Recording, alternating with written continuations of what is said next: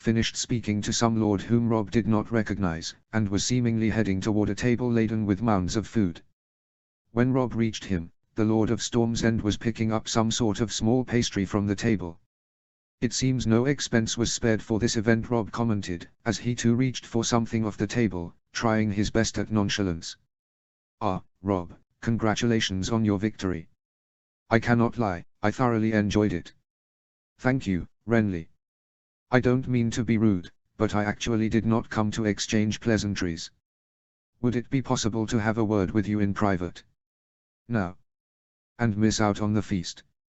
Rob leaned closer, so that they were shoulder to shoulder. "The matter I wish to raise is of utmost importance," he insisted. "The king is in danger." Renly instantly lost his casualness and stared hard at Rob. "All right. Let's slip out of here quickly." Luckily the food tables were well attended, so getting out of the hole was relatively easy. Renly, having spent a much greater amount of time in the keep, navigated them, leading them to some sort of storage room filled with all matter of forgotten things. There was a window to the room that offered them their only small source of light. "So tell me your concerns, Rob." "I've received word from my father in Winterfell," Rob began. "My brother, Bran, has awoken from his fall from the tower." "Well, that's excellent news, is it not?" He remembered everything prior to his fall, Renly. He was just an adventurous boy out to have fun climbing, when he had the misfortune to stumble upon Jaime Lannister fucking his own sister. Renly's jaw immediately dropped. "You jest about something like this? I would not dare, especially standing inside the Red Keep of King's Landing." Bran caught them in the act, and Jaime Lannister shoved him off a tower and tried to kill him. He was lucky not to die, but he'll likely not ever walk again. I wish I could say that I did not believe him capable of such, but we all know that not to be the case. Though, to bed the Queen is an act of treason. That was not the end of it though. Someone sent an assassin to try and finish the job, but they were unsuccessful. Why have we not had news of this? Why has my brother not been informed?" Rob began pacing the room restlessly. "Because my father fears for the king's safety, and mine as well, considering I am currently stuck here. In case you had not noticed, the Lannisters fill King's Landing as if it is their own family seat.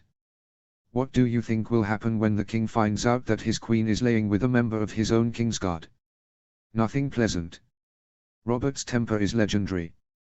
He went to war and overthrew a king the last time he was truly upset. And that is just part of it, Renly. You remember our conversation from yesterday, do you not? None of Cersei's children look a thing like Robert Baratheon. They are clearly nothing but Lannister. The king has no heirs.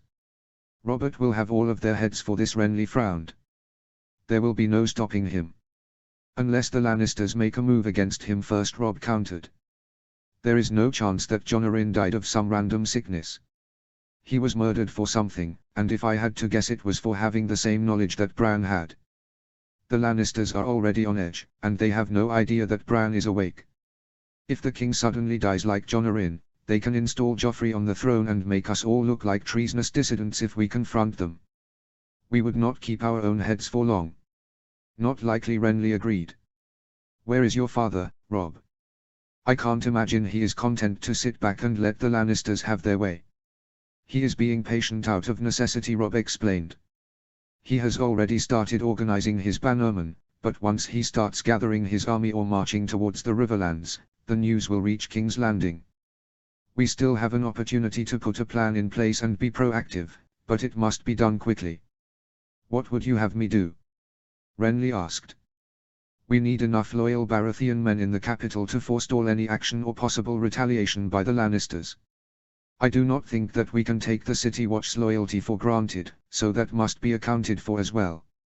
At least until my father's army is close." "I will leave at once for Storm's End," Renly responded, after a few moments of contemplation. "Give me a few days and I will have the men we need. I will make some trivial excuse up for the visit. I doubt Robert will miss me or anyone else will miss me. I have no authority to tell you to do this, Renly, but I will ask it of you. I think once you reach Storm's End, you should contact Stannis. With things being as they are, he is the heir to the throne." "Must I?" Renly clearly looked displeased. King's Landing has been much less dreary without him. Rob sighed at the older man's childishness. I know he is not well liked, Renly, but his military skill and experience cannot be questioned. There may come a time that we need him. He knew something was wrong when he left King's Landing, knew Jon Arryn was murdered, but he was the only one at the time. He will not be alone now. The feast was still in full swing when Robb re-entered the Great Hall after leaving Renly. No one but Jon paid him any particular attention as he moved back over to his brother. So? Jon questioned. It is done, Robb answered. We should have the men we need within a few days, if Renly is to be believed. Those will be a long few days, Jon muttered.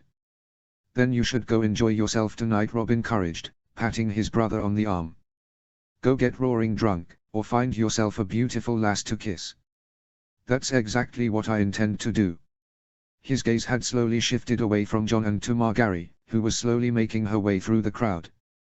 Try not to bed her in the middle of the hall, if you can restrain yourself, Jon commented as he saw Robb's attention shift. I think you've angered the Lannisters enough for one day. Was that an attempt at humor, Snow? Robb mocked. I was not certain you were capable of such a thing.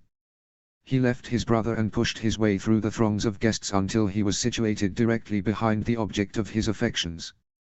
Reaching out, he gently ran his hand along the fabric of her dress that covered her back, garnering her attention. She looked back and smiled gently when she saw him standing there. Robb, she greeted. I would say congratulations are in order.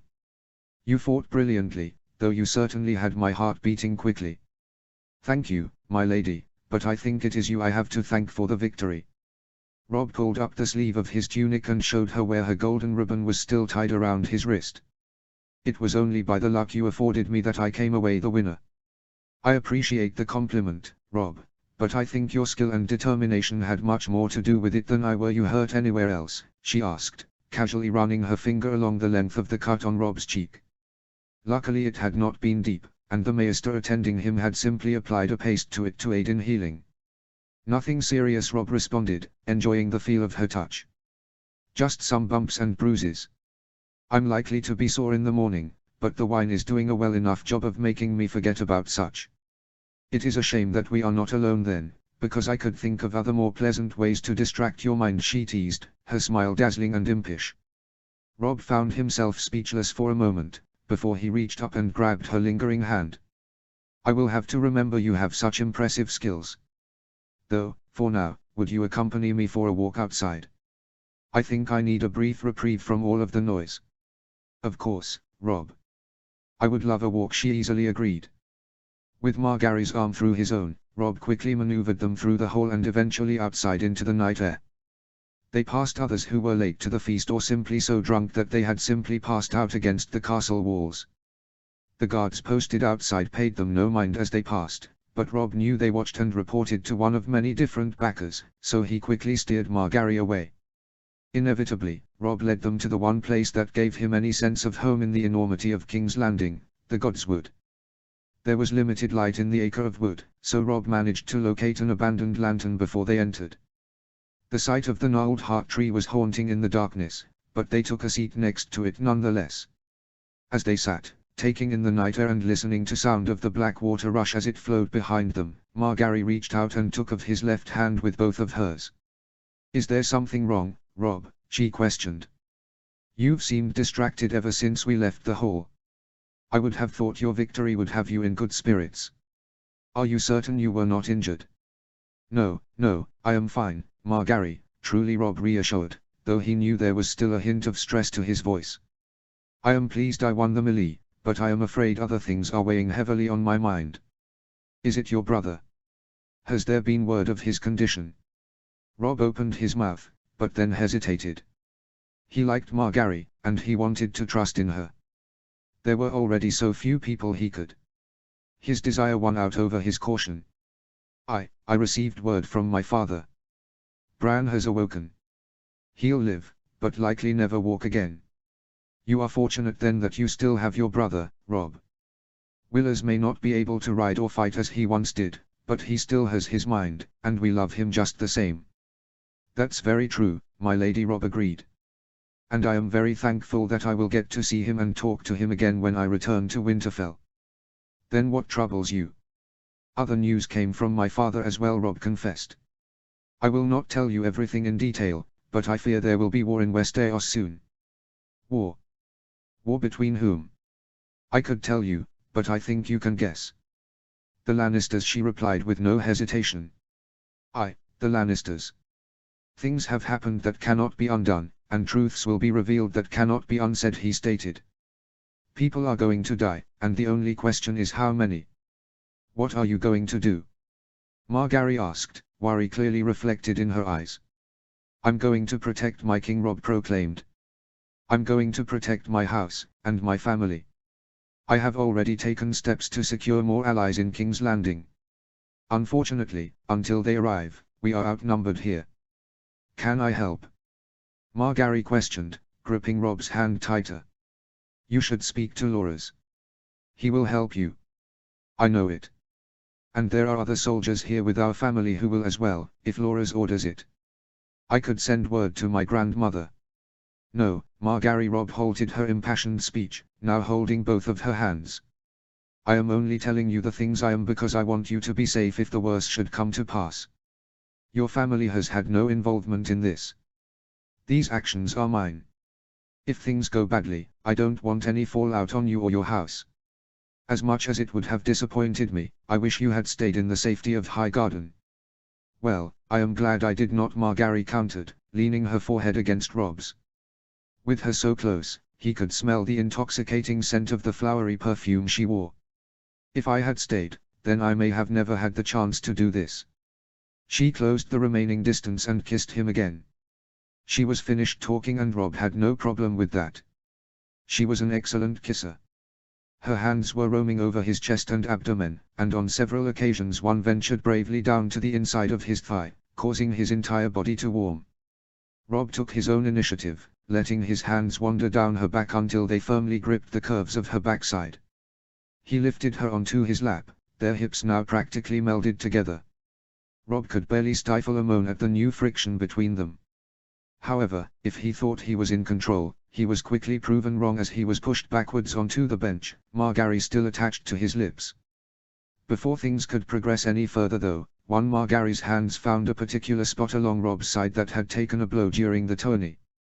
The sudden pain caused a jolt, and Robb's body lurched forward. His lips broke away from Margaery, letting out a hiss of pain as they did so. Are you all right? Margaery asked, concerned and breathing deeply. Yes, Robb grimaced, half in pain, half in embarrassment. Sorry, my side is still a little tender. It should be I that is apologizing, Margaery argued. I told you when I got you alone I would make you feel better, not hurt you more. Robb laughed as he reluctantly sat up and lifted Margaery so that she was once again seated next to him. You were doing a magnificent job prior to that, my lady, as I believe you could tell. Yes, I very much could, she grinned, and leaned over to kiss him briefly once more. As much as I enjoyed it, I am glad we were stopped, Robb confessed. I do not think the Godswood in King's Landing is the most appropriate place for such things. And where would the appropriate place be, she teased. A nice, soft, feather bed far away from this dreadful place, he responded, caressing her cheek. It sounds as though you are a bit of a romantic, Robb Stark. Maybe, he laughed. I think Sansa's obsession with stories of heroic knights and their fair ladies may have corrupted me a touch.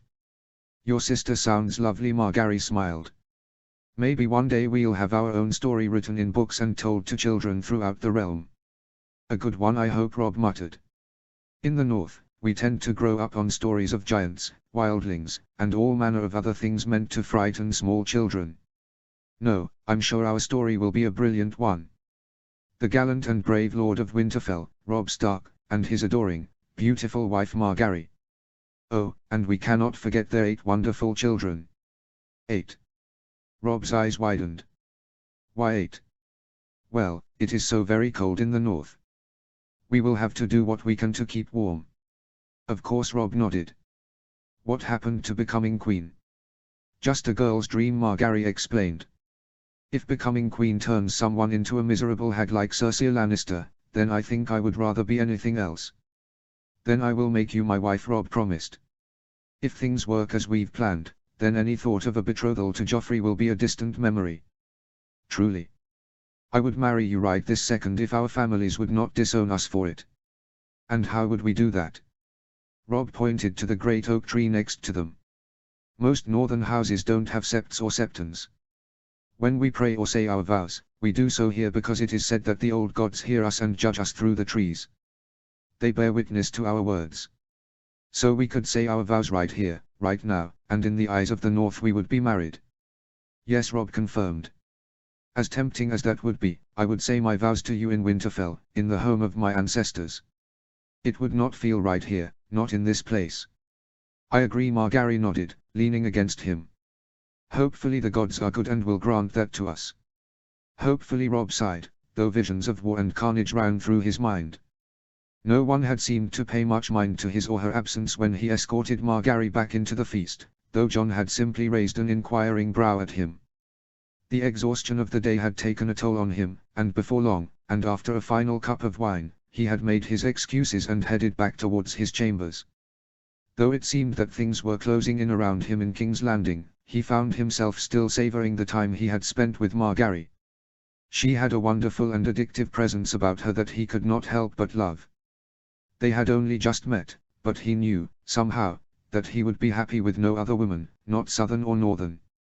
He still had a smile on his face at the recall of their night when he pushed open the door to his chambers. That smile quickly fell. "Ah," Lord Stark Varys greeted from where he was seated at Robb's table. He was wearing another of his garish purple robes, and in his hands he was casually examining a certain Valyrian steel dagger. On the table in front of him sat a very large tome. "I am most glad that you have returned. We have much to discuss, and so little time it seems." Robb quickly closed the door behind, needing to know that his back was not exposed. It was unfortunate that Grey Wind was out hunting, because Varys would not have been so leisurely sitting in Robb's room otherwise. "I am afraid you have me at a loss, Lord Varys," Robb remarked. "What matters could we have to discuss at this hour of the night?" Varys frowned, which immediately put Robb on edge, the sight disconcerting. The man rarely showed emotion. "Oh, there are a variety of matters to discuss, the future of the Seven Kingdoms, the safety of the king, why your father is calling his banners and amassing an army in the north. Shall we start with the last?" Chapter 12, Chapter 12. Chapter text. Robb did not move his lips or utter a word. He turned away from Varys and walked to the hearth where the fire was slowly dying, flickering and creating roving shadows on the walls of the chamber. While the room was silent, Robb's mind was not. His heart was practically beating out of his chest. Varys may have been asking questions, but there was no doubt in Robb's mind that the Master of Whispers already knew the answers. He had not worn his sword to the feast, but could see it where he had left it nestled into a corner in the room. Could he do it? Could he grab the sword and silence Varys? It would be for the good of Westeros. He quickly passed by the sword, leaving it behind him, and took a seat across from Varys. "I am unarmed, at least in the physical sense," Varys noted. "Sometimes words are more deadly than blades. Secrets even more so," Robb countered. "How long have you known and how much do you know?" "You mean when did I find out that Brandon Stark was awake from his fall, and that Eddard Stark was riding around the north courting his men for battle? Remarkably, I received a raven just this morning." "I will give you credit, your informants are good," Robb conceded. "Not good enough it would seem, because the letter failed to reveal whether young Brandon remembered the circumstances of his fall. A key piece of the puzzle, would you not say?" "I would," Robb said without emotion. "Though, I do not think it matters much what Bran remembers, now does it? If someone were responsible for Bran's fall, then just the information you have would be enough. My father knows, and that is enough. The question is, who have you told?" "Me. No one, Lord Stark." "No one," Robb repeated. "Why are you here then, and not informing the king? Who exactly is it that you serve, Lord Varys? If I remember correctly, you were there whispering to the Mad King right till the end. Yet here you still are." "I am here because I serve the realm," Lord Stark Varys responded. "And how is coming to my chambers in the dark of night serving the realm?" Varys did not respond, but placed his hand on the book that was sitting front of him. "Do you see this book, Lord Stark. It was the one that John Arryn was reading incessantly right before his death. Robb looked down at the book, titled The Lineages and Histories of the Great Houses of the Seven Kingdoms. He pulled the old tome towards him and noticed a piece of parchment tucked into the books, which he assumed was holding a page. Flipping open to the tabbed section, he saw the history of the Baratheon family laid before him. As he started from the top of the page and made his way down, the same phrase repeated over and over, dark of hair, right until Joffrey, Myrcella, and Tommen, blonde of hair. I do not think that anyone would deny that Jon Arryn was a good man, Varys began, but unfortunately he was not inconspicuous. Reading books such as this one and then making visits to the king's bastards, including the apprentice you met before the tourney, was anything but a secret. It was no wonder someone killed him. So you know it was murder, then? Do I know? No. But I am also not a fool. I have seen the work of poison before. It was no simple sickness that took Jon Arryn. Though, the man did try his best to warn the king in the end, even in his delirium as death approached. Over and over he repeated, the seed is strong. You knew all of this, Robb simmered, standing from his chair. You knew the princes and princess are illegitimate. You knew the queen was lying with her own brother. Yet you said nothing to your king. You let him walk in ignorance of the danger around him. You sit on the king's small council and you serve at his pleasure. Why did you not do your duty, Lord Varys? The Master of Cyprus leaned back in his chair with his hands tucked into the sleeves of his robe. For the same reason I am here right now, Lord Stark, to avoid this country being thrown into the clutches and chaos of another pointless war. Robert Baratheon has never been much of a king. Jon Arryn did what he could, but now that he is gone, the king will drink himself into an early grave. Stability in the kingdom when that happens will be needed. It won't be the wine that will kill the king, Lord Varys, it will be his own family by law. Does that mean nothing to you? Politics is not a game for the weak, Robb. So often there is no place for honor. Sometimes one must die to protect many. Robb's eyes burned with the distaste he felt for the slimy excuse for a man that sat at this table.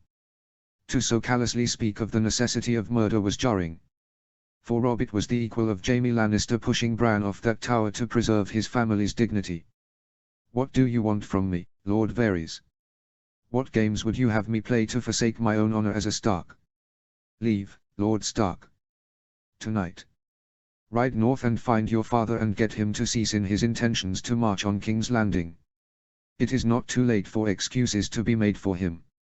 When I ride north, Lord Varys, it will be to join my father. Robb responded with no thought to the other man's words. I would not be able to look my father in the eyes long enough to say the words. So look at the ground while you do it. The words are enough. Robb walked over to where his sword sat and picked it up. You were right, Lord Varys. Sometimes one man must die to protect many. However, sometimes many must fight and die to protect the realm you claim to serve. He fixed the sword to his belt and moved towards the door, but stopped at Varys' call. Lord Stark, you are a good man, I have little doubt. Whatever you mean to do, you should do so quickly. I will keep my secrets, but I am not the only one who hears whispers from faraway places. Robb spared the man one last look, then left his chambers. There were plans to make. The chambers of Sir Barristan Selmy were small and filled to capacity early the next morning. Robb had immediately sought out Jon and Jory after leaving the Master of Whispers and found the Lord Commander of the Kingsguard. The man had been surprised when all three had shown up to his chambers fully armored.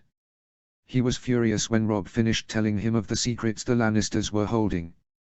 Sir Barristan had served the Targaryens faithfully till the end, and he held no love for Jaime Lannister or his family and the role they played in ending their dynasty. Can your brothers in the Kingsguard be trusted? Sir Barristan Robb asked after he had given the man a brief respite to take in all he had learned. No, Sir Barristan answered with little hesitation. Trant and Blount are the Queen's lackeys and the others may be good fighters, but honorable knights they are not. Anyway we look at the situation we will be outnumbered, Jory stated. If we are conspicuous enough to alert attention, Jon agreed. Renly has already been on the road for hours, and he will not have to ride far to find men loyal to him, Robb noted. Instead of facing our enemies head-on, it may be just a matter waiting them out until Renly returns. If we can secure the king somewhere in the keep, or even get him out, it would be good enough. It would be the most wise plan. Sabaristan agreed. Blount is on guard duty in front of the king's chambers currently. I could relieve him at the door and you could follow soon after. It is still early enough that the halls should be relatively empty, so do your best to keep quiet. We will or we'll die. Rob grimaced. I will see you again in a few moments. The Lord Commander nodded. He exited the room, his white cape sweeping behind him. Jory walked over and put a hand on his and John's shoulders. I want you to know that I should be doing everything in my power right now to get you boys out of here. Your father would hang me if he knew I was following you into this mess. Just promise me if things go wrong, you do everything to get yourselves away and home to Winterfell. This is not your last stand. Rob and John both nodded as the ominous silence took over the room again. They waited until they felt that Sabaristan had enough time to establish himself at the king's door and for Blount to disappear. Rob led the way, keeping against the walls and to the shadows. There was still a hint of darkness in the sky, so their journey was made easier. Sure enough, when they arrived, Sabaristan was standing alone. Any trouble? Rob whispered to him. None. It did not take much to convince Blount to leave his post. Are you ready? Rob nodded his confirmation. Sabaristan turned and pushed the right side of the double door open, leading them as they slipped into the darkness of the expansive rooms. There were several candles flickering around the room, but it was completely silent. The main part of the chamber was an entertaining area, where the king's table stood in front of a large balcony. They passed by and turned into the bedchamber, and Rob saw the massive form of the king lying on his giant bed, asleep. Your Grace, Rob called as loud as he dared. There was no response and no stirring from the king. Rob called several more times, but still nothing. As Rob stepped closer, he saw a goblet in the king's hand, and realized the man was probably so drunk that no sound would wake him. He walked until he was next to the bed, reaching out to shake his father's friend. However, he stopped when he realized that man's chest was not rising and falling in his sleep. Rob, startled, shook the king frantically, praying for a response, but when he looked up he stared into nothing but lifeless eyes. In shock, Rob almost tripped backwards. He's dead, Rob whispered. He was barely aware of the others stepping beside him to see for themselves. We're too late. You are too late, Stark, a female voice called behind them. Rob turned quickly to see the Queen and Jaime Lannister standing behind them. He immediately drew his sword, gripping it with fury. You murdered the king. Murdered, the Queen grinned. I do not know of what you speak. When I woke this morning, I was so distraught that my loving husband had managed to drink himself to death. A tragedy for certain, but not unexpected. You poisoned the king, you traitorous whore, Rob shouted. Maybe the golden-haired woman admitted. But you will never get the chance to tell anyone. You can kill every one of us, but we are not the only ones who know of what your children are, or should I say, what they aren't. The news will spread, and the lords of this kingdom will draw the right conclusion about the king's death. Do you speak of Renly Baratheon, Stark? The Kingslayer smirked, his face so disturbingly like his sister and lover's. Sir Meryn. Jaime Lannister called. From behind him the form of Meryn Trant emerged, a dripping spear held in his fist. He threw the object across the room where fell with a smack into the floor. Rob was sure he felt his heart stop when he looked at the severed head of the king's youngest brother, blood seeping closer and closer to his feet. No help would be coming to their aid that morning. It was so good of Lord Baelish to let us know of Renly's sudden flight, right after he informed me of so many disturbing things that were happening in the northern reaches of the kingdom. Your father has been busy, it seems, the Queen stated. My little brother saw you, and you tried to murder him for it. Rob growled. It would have been better for everyone if he had simply died as he was supposed to. The Kingslayer sighed, making Rob seethe in anger. Kings were not enough for you, Lannister, you had to murder boys as well. Sabaristan exclaimed. Rob had failed to notice the man had drawn his sword as well. I've never seen a more deplorable example of a knight in all my years. I have great respect for you, but your usefulness expired many years ago, Sabaristan the Kingslayer responded. Truly, I will take no pleasure in killing you. No, the only pleasure you get is under your sister's skirts, Rob remarked. I don't know what you are so surly for, Stark. You are the only one of your companions here who get to live today, Jaime Lannister informed him. The threat of putting your head on a spike should be enough to convince your father to bend the knee to Joffrey. I have 2 brothers to take my place as heir, Kingslayer Robb reminded him. Nothing is going to stop my father from bringing the full might of the North down on you and your kin. We shall see, Stark. It's been so long since there has been a good battle. Enough of this, the Queen proclaimed, exasperated. Finish this, Jaime. There is a funeral and coronation to arrange. My son is to be king. The Queen turned and disappeared out of the door, only to be replaced by Sir Blount, Sir Mandon Moore, and 4 Lannister soldiers, all with their blades drawn. One last fight, Sir Barristan muttered from Robb's side. Jon and Jory had also joined them. If my one last deed in this life is to rid this world of the traitorous scum that stands across from me, then it will have been worth it. The old man was surprisingly the first to move, and with speed belying his age he was across the room in an instant, his blade cutting through the air as he attacked the Kingslayer. With every bit of pent-up fury and rage in his body, Robb roared as he ran straight at Meryn Trant. Without even bothering with his sword, Robb threw the full weight of his charging body into the man. His shoulder drilled right into Trant's sternum, knocking him clear over. One of the Lannister soldiers approached from a blind spot on his side, trying to impale him, but Jory was there quickly, knocking away the soldier's lunge. Robb followed and swung his sword, sweeping the blade right across the soldier's neck and creating shower of blood. Robb turned back to Trant, who was trying to gather himself on all fours, swinging his boot with all the force he possessed across his face. Teeth and fluids flew as Trant screamed in pain. Robb was intent on ending the man, but 2 more Lannisters forced him back against a wall. Out of the corner of his eye he saw Jon slip under the strike of Boros Blount and fell the bald man with a cut across the back of the knees. Sir Barristan had forced the Kingslayer back, while at the same time disarming Mandon Moore, removing several of the man's fingers in the process. Robb's attention was forced back to his own battle as the 2 Lannister swung at him in tandem. He managed to block both swords, but the force of it pinned him against the wall.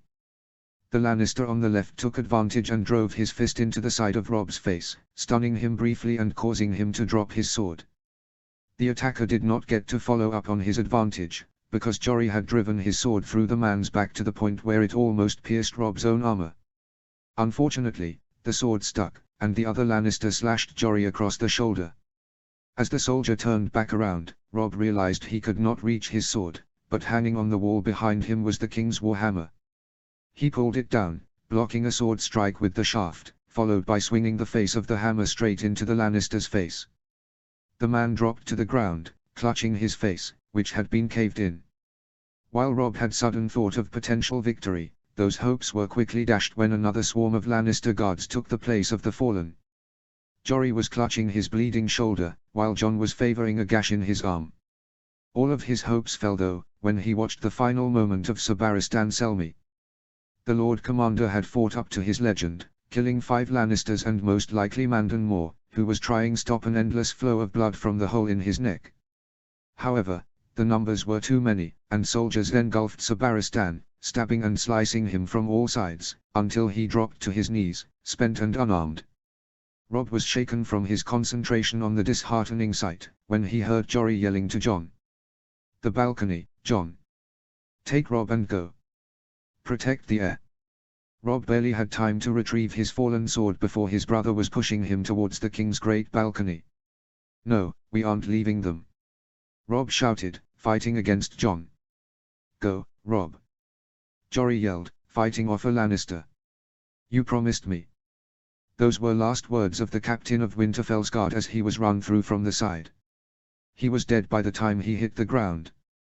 Robb's fight left him, tears developing in the corners of his eyes at the sight of his fallen friend. Jon finally managed to push him to edge the balcony, and without even looking over the edge, they jumped. Chapter 13. Chapter text. The fall was quick, but unfortunately so was the pain. There was a winding garden path beneath the king's balcony, and both Robb and Jon had landed in a line of shrubs. The growths had softened the impact with the ground, but the dense branches had poked and sliced at any exposed skin. Fighting to ignore the discomfort, Robb swiftly righted himself before pulling his brother to his feet. No sooner had he managed to gain his bearings that something flew past his head and embedded into the ground. Looking back up towards the balcony that they had just vacated, Robb saw Jaime Lannister standing behind 4 soldiers in various stages of loading and firing crossbows. "Run!" Robb shouted to Jon, instantly turning and fleeing down the garden path. Unfortunately, Robb was not quite fast enough, as a loosed crossbow bolt crashed into the back of his left shoulder and sunk shallowly into his flesh.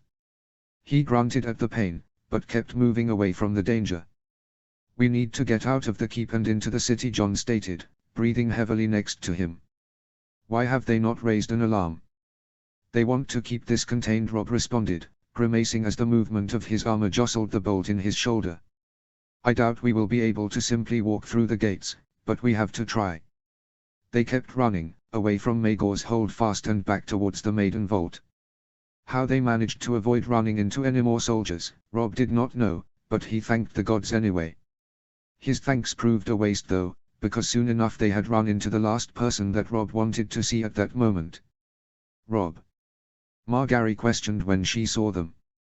Her father, brother Loras, and a small retinue of Tyrell men accompanied her.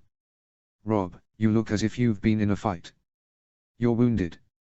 She had walked up to him without a thought, and immediately noticed the bolt sticking out of him. "Who did this?" "Lady Margaery, please step away from these traitors to the crown." Robb turned away from Margaery and looked at the source of the new voice. He immediately wished he hadn't. At least 20 gold cloaks stood behind them, and at their side was a smirking Littlefinger, looking as if he was thoroughly enjoying himself. "Lord Baelish, what is the meaning of this?" Mace Tyrell asked, a look of confusion, greater than usual, adorning his face. "The king is dead," Jon answered first, beating Baelish to the punch. "Murdered by the Lannisters." Lord Tyrell's eyes widened. "Is this true, Baelish?" "As much as it pains me to say, King Robert has died," Littlefinger sighed. "Though it was his excessive love of wine that took him, not the Lannisters. Gone in his sleep. If the king died at his own hand, then why are you standing here with a host of armed men, accusing Stark of being a traitor?" Loras questioned, stepping forward to stand beside his sister. "Upon his brother's death, Renly Baratheon hatched a scheme to usurp the crown from the rightful heir to the throne." Joffrey Baratheon Baelish's skilled tongue lied with ease. "These two conspired with Renly, and now there is an order for their arrest." "You're despicable," Robb growled at Baelish. "Of all the whores in your brothels, you are the biggest of all. What did they promise you for your lies?" "Gold. Titles. You should know, a whore never reveals their client's secrets," Baelish grinned. "Would someone please explain to me what is going on?" Lord Tyrell blustered. "Where is Renly?" Loras asked, his face practically white. "Renly is dead," Loras Robb answered softly, watching as Margaery's brother practically fell over, his arm reaching out to his sister for support. "How?" Loras barely managed to get out. "We discovered that the Queen and Kingslayer have been engaged in an affair for years. The princes and princess are the products of incest and don't have a drop of Baratheon blood in them. Renly was riding to Storm's End to gather support before this was revealed to King Robert, but the Lannisters rode him down and cut his head off." Loras' eyes flashed with both pain and fury. He reached to his waist and drew his sword, before moving to stand beside Robb. "Come now," Sir Loras Littlefinger smiled. "You don't believe these tales?" "I'd believe the words of a Stark over a loathsome flesh merchant like you any day, Baelish. Order your guard to stand down and let us through, or I swear I will cut a path through you." "Loras!" Mace Tyrell yelled. "Stop this madness. Stand down and let these men do their duty. The Lannisters have been nothing but accommodating to us, and we will not cross them." "Father, you are a coward," Margaery accused, bitingly. "You would have our family besmirch its honor by groveling at the feet of the Lannisters like dogs. They have murdered the king." "All lies, I'm sure," Mace Tyrell nodded, convinced of himself. "You truly are a fool," Father Margaery sighed, before turning her head to the 6 Tyrell soldiers behind him. "You brave men. Who will stand with Sir Loras? Who will defend the kingdom?" The men looked at each other in confusion, unsure of what to do. After some internal debate, 3 of them stepped forward, drawing their swords. Robb simply stared at the force of nature that was Margaery. If he had not been in love with her before, he certainly was now. "I think enough talking has been done," Baelish interrupted, genially. I had hoped it would not come to this, Rob. I still do care very much for your mother. I am sure it will greatly distress her when she hears of her firstborn's death. Take them.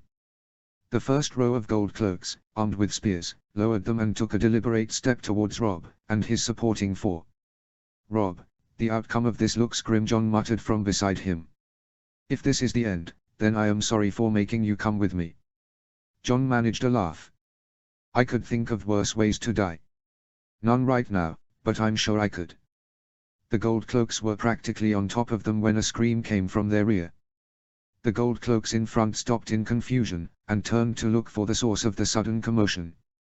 Apparently what they saw scared them deeply, because half of them dropped their spears and began to run in varying directions, all of them away. It did not take long for Rob to realize what was happening. He saw flashes of white and grey fur as the northern beasts tore through the flesh of the city watch. Grey Wind and Ghost had found something else to hunt. Not wasting the distraction, Rob surged forward and drove his sword into the first gold cloak he could reach. John and Laura's followed soon after, cutting a swathe through the enemy line. Laura's was a man possessed, as his sword cut through limb and torso of the stunned soldiers, who barely put up a fight. Soon enough, faced with devastating attacks from both sides, the remaining gold cloaks ran, leaving an unnaturally stunned Littlefinger standing on his own. Rob approached the man, gripped him tightly by the neck, and drove the pommel of his sword across his face, gashing it. You can add that scar to the one my Uncle Brandon gave you. Maybe this time you'll learn not to cross my family. Baelish reached up to his face and wiped away a smear of red. And maybe you will share his fate, dead and forgotten. The North always remembers, Baelish, Rob countered. Rob, we need to go, John hurried him. We've already attracted more attention. He's right, Rob, we need to go, Laura stated, his face still a tangle of emotions. You are coming with us? Rob asked. I've no choice now. The Lannisters are my enemy, and I will see them pay for their schemes. I'm coming as well, Margaery asserted, putting herself between them. Daughter, you most certainly are not. Mace Tyrell yelled. You will do your duty to your family and secure our alliance with the crown. You are to be queen. Margaery stared at her father with contempt. I will never be Joffrey's queen, father. You would deliver me into the hands of a wicked child to become his plaything. I may be but a woman, but that will not be my fate. This boy has spoken lies to you, daughter. Lord Tyrell pointed at Rob. I have seen you with him. He just wants to take you for himself. And I want him to take me, father, that is the difference, Margaery shot back. So you will disobey your father to go and freeze as some northern boy's wife?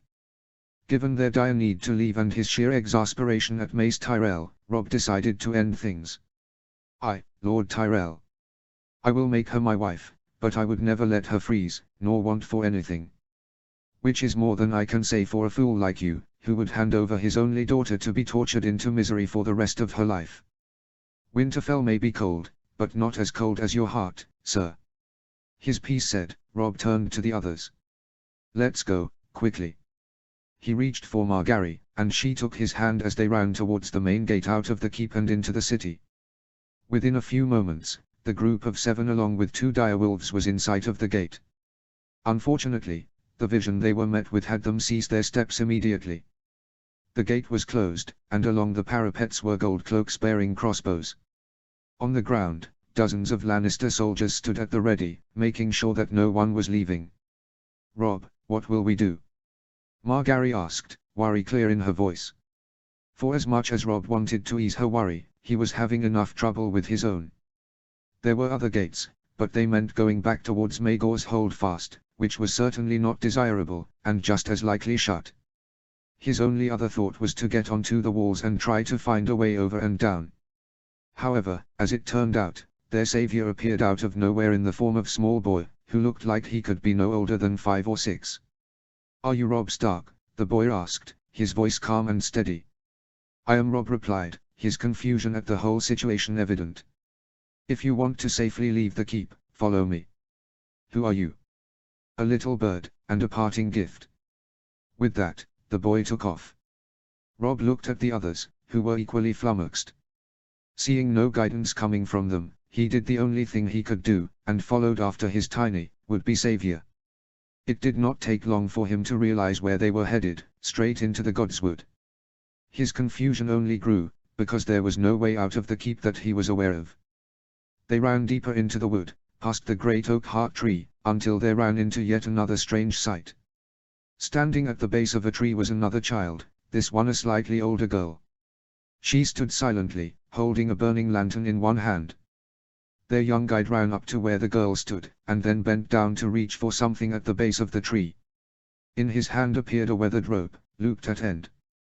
He pulled at it hard, and Rob watched in amazement as the ground before the tree lifted, revealing a wooden door and dark passage. Once the passage was completely exposed, the boy stepped back, and the young girl approached, holding the lantern out for Rob. "Go quickly, Rob Stark." Pausing only a moment for the absurdity of the moment to sink in, Rob grabbed the lantern and approached the dark cavern. Carved, earthen steps revealed themselves under the exposure to the light, and Rob wasted little time beginning his descent. The steps were not many, but they were steep. Margaery was behind him, so he stopped to make sure that her dress did not impede her way.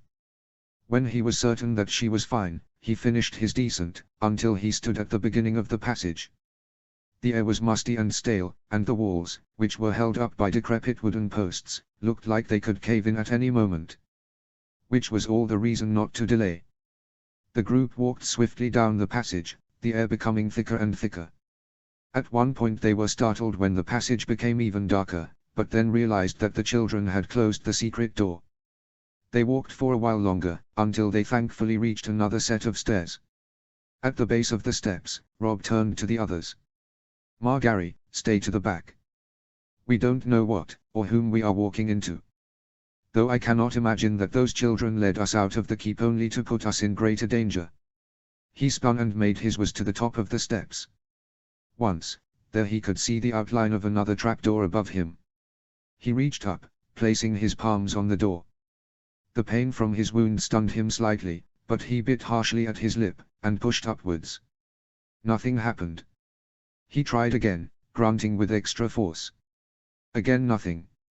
"Jon, help me with this," he called to his brother. Jon stepped up next to him, and together they pushed.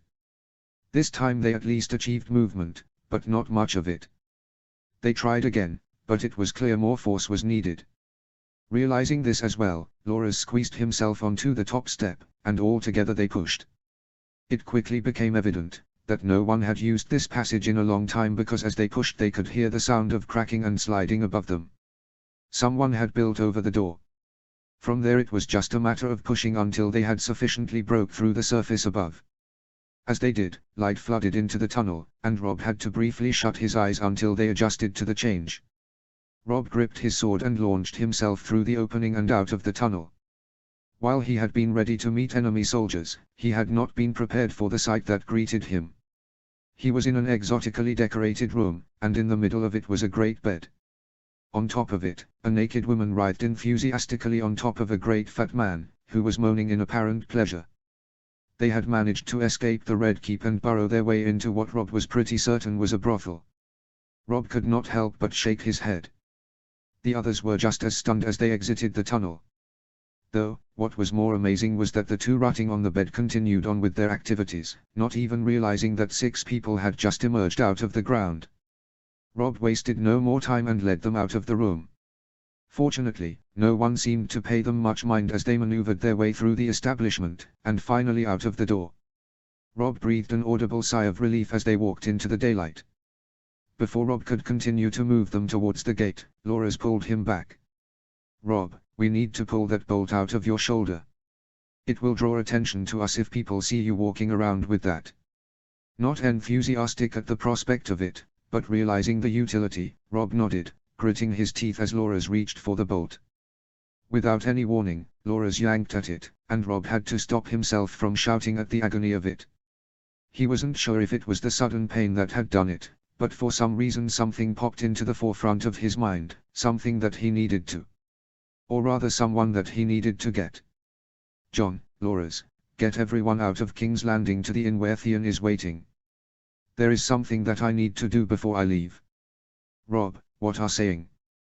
We need to leave now," Jon exclaimed.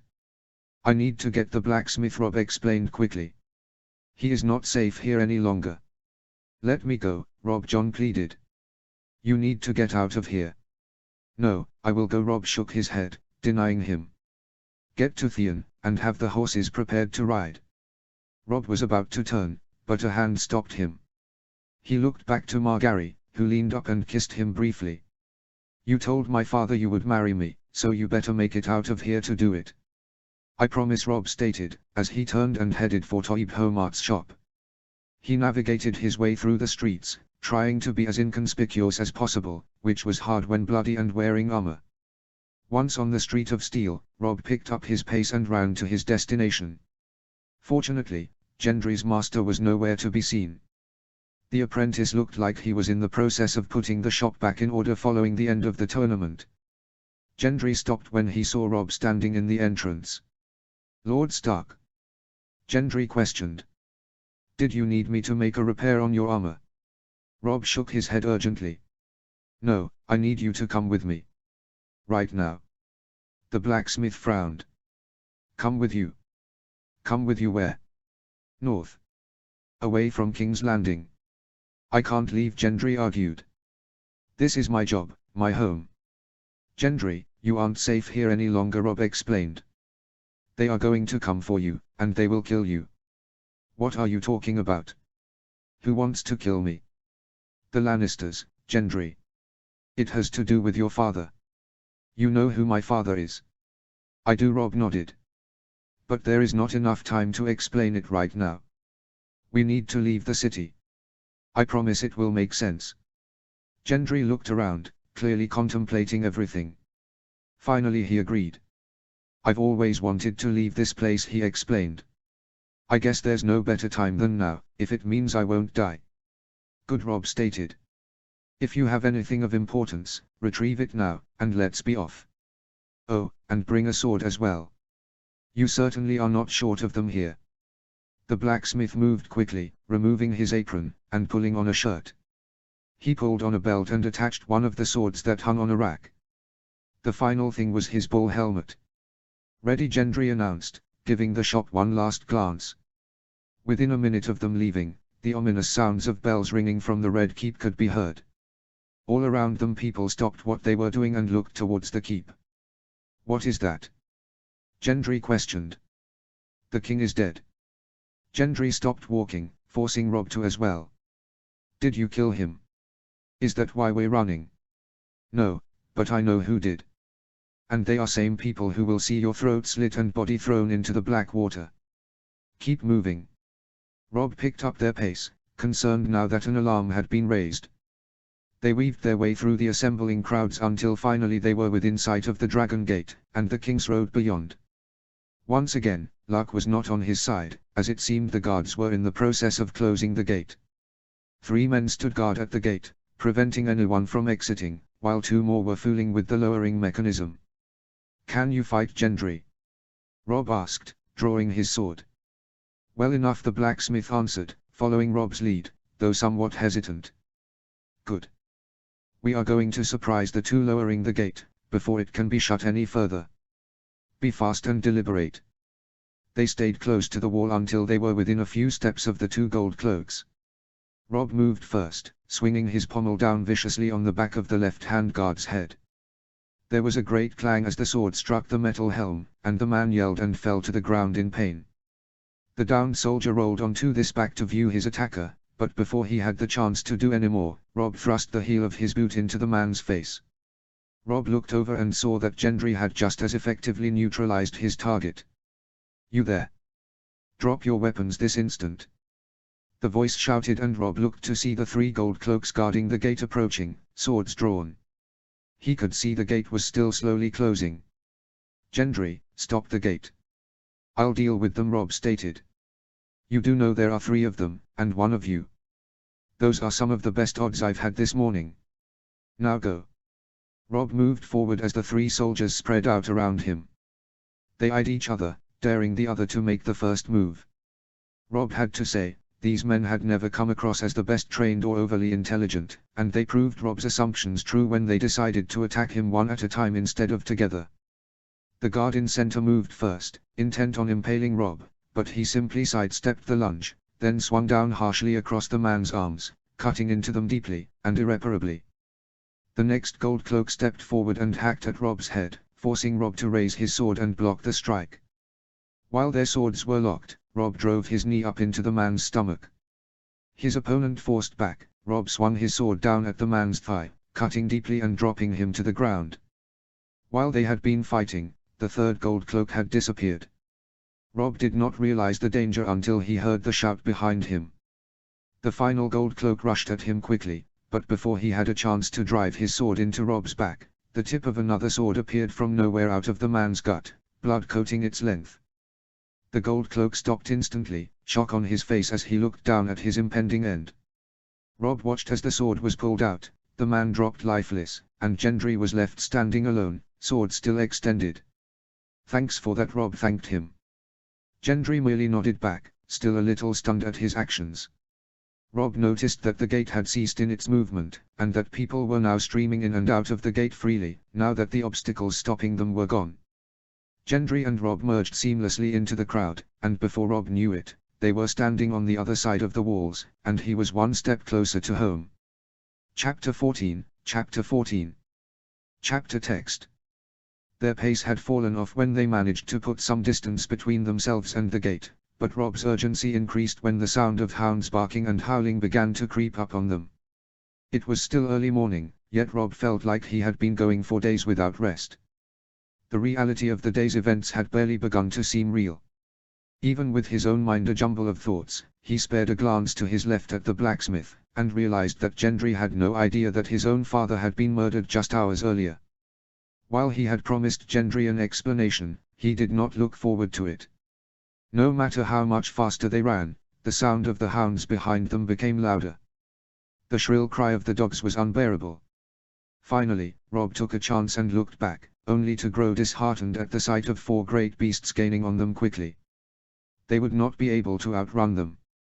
As if the gods could hear his thoughts, or perhaps something else, Grey Wind and Ghost appeared before them. The dire wolves moved with terrifying speed, natural predators on the hunt. The hounds, realizing they were in danger, came to a skidding, sudden stop, but it was too late for them. The wolves crashed into them, ripping, biting and slashing at them. Rob and Gendry continued running until the sight of a building became noticeable in the distance ahead. As they approached, they saw Jon, Theon, Loras and Margaery waiting anxiously next to an outfitted group of horses. Rob watched as Margaery's tense form immediately relaxed when she saw him. As he reached her, she held her arms out, embracing him as best she could around his armored torso. "Thank the gods," she whispered upon releasing him. "We feared you would not make it out." "It was a close call, but we made it," Rob stated. Looking back, he saw Gendry still breathing heavily, looking completely lost. "Everyone, this is Gendry. He is a friend." "Lovely," Theon smirked, mounting one of the horses. "I'm glad you've obviously had the opportunity to be social, but from what this lot has said, we need to leave, and quickly. I have no intention of seeing my head on a pike in front of the Red Keep." "He's right," Rob agreed. "We need to make it to Riverrun. My grandfather will protect us, and I'll be able to send a raven to Winterfell from there. I'm sure the Lannisters have already sent their own versions of events around Westeros." Jon frowned. "All the more reason to get moving." "One problem," Theon remarked. "We are short a horse. I wasn't expecting so many of you.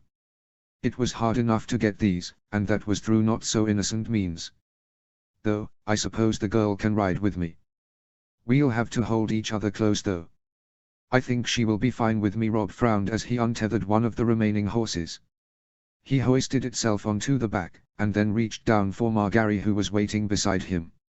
She climbed up clumsily behind him, doing her best to situate herself while wearing a dress. When she was finally seated, she reached her arms out and placed them along Rob's sides.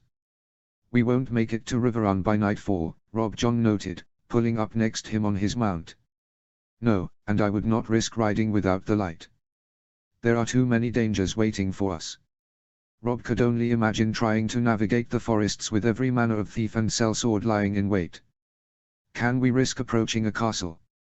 Loras asked. "We have three choices. When we make the turn west towards Riverrun, we pass Deary, Harrenhal, and Raventree Hall. They are all my grandfather's bannermen, but House Went and House Deary were no friends of Robert Baratheon. I'm not sure how sympathetic they will be to us. Robb explained. In fact, they were likely feasting his demise. Their Targaryen loyalty still ran deeply. Father considers Lord Blackwood to be a good friend. Jon spoke. They keep to the old gods as well. Robb agreed this was their best option. Raventree Hall is the farthest ride, but it is the safest. I will feel better being closer to Riverrun though. We need to ride now. There was no more talk as the nine set off north on the King's Road. They passed numerous travelers along the way, and there was little doubt that their party drew unwanted attention as it galloped fast away from King's Landing. It was some hours into their journey when Robb finally saw Grey Wind and Ghost stalking them through the woods. The blood from their kills was still shining wet on their muzzles. What quickly became evident was that the horses acquired by Theon were not of the strongest, or healthiest variety. Robb could already feel his mount laboring under their aggressive pace, which in truth was not so aggressive. Half of King's Landing had most likely emptied behind them, and they certainly were not riding on the backs of the same tired steeds as Robb and his companions. And that meant that every second their pursuers were gaining ground on them. The fact that his own horse was carrying twice the weight left he and Margaery trailing the rest of the group. Margaery's hands were still clamped tightly around him, and he could feel her warm breath against his neck. "How are you faring back there?" he asked her. "Fine," she replied after a moment. "Honestly, I think I'm still in shock at what's transpired this morning." Robb instantly felt guilt grip him at what he had dragged her into, away from her home and chased for treason. He loved her, yet he had put a price on her head. "I'm sorry, Margaery. I never intended to bring this all down upon you as well." She gripped him tighter. "It was not your fault. It was my choice to come, and if my father had his way, I would be nothing but a slave to Joffrey's whims for the rest of my life. I would rather die 1,000 times, than be his false queen. Still, I have no idea what the coming days will hold for us. Though war seems inevitable. I do know one thing that will happen," Margaery asserted. "You told my father you would marry me, so we can't have him calling you a liar. That is a promise I most certainly will keep." "Do you think your family will truly approve?" Margaery inquired, worriedly. "It is not often that children come to their parents and dictate who they will marry." Robb laughed. "You mean as you just did to your father? You seemed to have little trouble. And for what it is worth, we Northerners tend to be a wee bit impetuous by nature." They managed another hour of hard riding before they had no choice but to stop and water the horses. Robb led to the same place where the King's party had stopped on the way from Winterfell. It provided them cover and was a reasonable distance away from Harrenhal. Robb stood on the bank of the lake, looking out to where the Isle of Faces stood out a lonely figure in a surround of water. He wished he could walk on the isle at that moment and kneel before the weirwoods. However, time and circumstances were not currently in his favor. Only taking as long as they felt they could risk, their party was quickly off again north. The next stretch of the journey would take them off the King's Road and over the open plains between Deary and Harrenhal. They made the turn west, easing off their hastened pace. It would not do to lose the horses in the middle of nowhere, and away from water. They traveled easily for a while, and Robb became convinced that they would actually make it Raventree Hall without any further peril. His thoughts were premature. "Robb!" Theon called from his lead position. "Riders in the distance to the west. They are moving fast to us." Robb immediately looked left, while at the same time he felt Margaery's grip tighten considerably. Theon wasn't mistaken. A group of riders, considerable in number, were far off in the distance in the direction of Harrenhal, but they were making up the distance in a hurry. They would clearly be outnumbered if it came to fighting. And it did not help that Grey Wind had sped on ahead of them and were nowhere in sight. "What do we do, Robb? They are gaining on us." Theon called again. The truth was they likely had little choice. There was no way they would be able to outrun them. Things were only getting worse as the daylight was beginning to wane. Before he had an opportunity to respond to Theon, he watched as the 3 Tyrell men who had accompanied them brought their horses to a stop, and then drew their swords. "Go, my lord and lady," one the soldiers said without hesitation, not even looking back at them. We will slow them down as long as we can. Go now. Your bravery will not be forgotten, Loras stated solemnly. Thank you, Margaery called as well to her loyal men. Let's go, Robb ordered, thankful as well for the soldiers' sacrifice. Ride hard to Raventree and don't look back. Robb spurred his horse and the, now smaller, group moved on. Robb could not say how long it was after that, but eventually the sounds of screams in the distance echoed behind them, sounds of death. He tried to ignore the reality of the slaughter that was taking place, but he could not do so. They rode and rode, the sky becoming darker and darker. Robb attempted to stop himself, but he could not help looking back. The sight was not encouraging. At least a dozen men were on them and approaching rapidly. Robb looked forward again and saw relief appear in front of them. The braziers along the walls of Raventree Hall were burning brightly in the distance. The others had obviously seen them too, because they all dug their heels into their mounts with staggering force. The castle grew larger and larger the closer they got, but the sounds of hooves and armor rattling behind them grew louder and louder as well. Robb's heart was practically beating out his chest and he had to remind himself to breathe. Finally they were upon the castle walls and Robb instantly noticed that while the drawbridge over the moat was down, the gate had been closed. Theon, who was still leading the group, brought his horse to a halt at the drawbridge. Robb came to a stop behind the rest and immediately looked up. Along the walls and atop the two large towers surrounding the gate were archers and men with crossbows aimed down at them. Looking behind them he saw that their pursuers had finally caught up and formed a line behind them, closing them in. Some wore Lannister red, while others, likely sellswords, wore all manner of color and sigil. Who comes seeking entrance into my walls? A voice boomed from the top of the left-hand tower.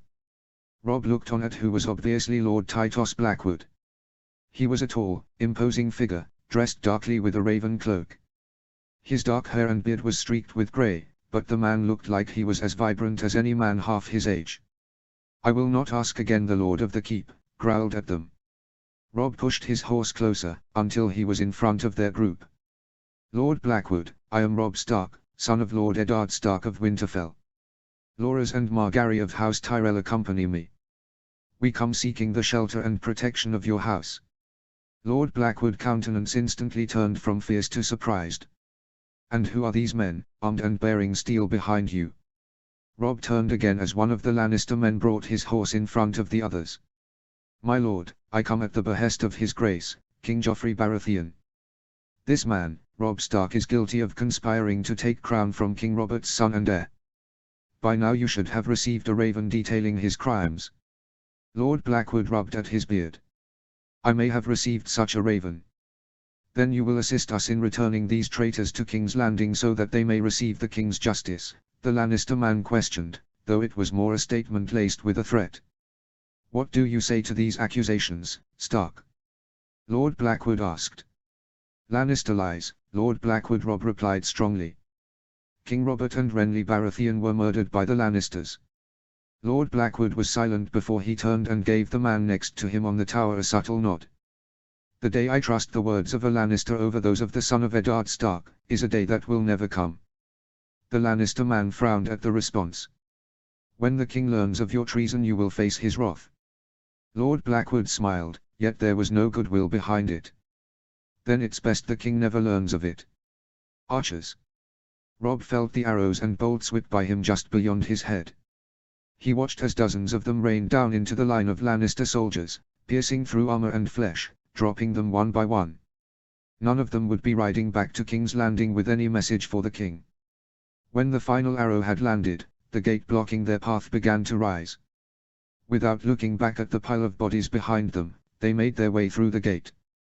For the first time in days, Robb felt some sense of relief as the large wooden keep of Raventree Hall stood before them. Lord Blackwood's guards rushed past them as they entered to make sure the Lannisters were well and taken care of. The first thing that Robb did when they entered the courtyard was slide off of his horse, enjoying the feeling of having his feet on the ground again. He turned and helped Margaery off the horse behind him. Now that they were finally out of danger, and his thoughts no longer preoccupied, the pain from the crossbow bolt he had taken came back in full force. He reached up and could still feel the wetness of fresh blood. His focus was taken away again when Lord Blackwood came to greet them. Welcome to Raventree Hall, Robb Stark. Thank you, Lord Blackwood. Robb bowed his head. I'm sorry to put you in this position, but I knew that you could be trusted. The grandson of Hoster Tully and the son of Eddard Stark is always welcome here, Robb. Though, I would appreciate an explanation as to what is happening. Before Robb had a chance to reply, Margaery saw fit to make her presence known. Lord Blackwood, we would be more than willing to explain everything to you, but do you have someone who could attend to Robb's wound first? We've been riding all day and it has not been cleaned. Of course, my lady. I'll have the Maester see to it immediately, and have rooms prepared for the night. The Maester did a serviceable job on his wound, and provided Robb with a new, blood-free shirt. Finally being out of his armor was a welcome relief. Hot food had been prepared for them in the hall of the keep, and they sat to eat alone with Lord Blackwood.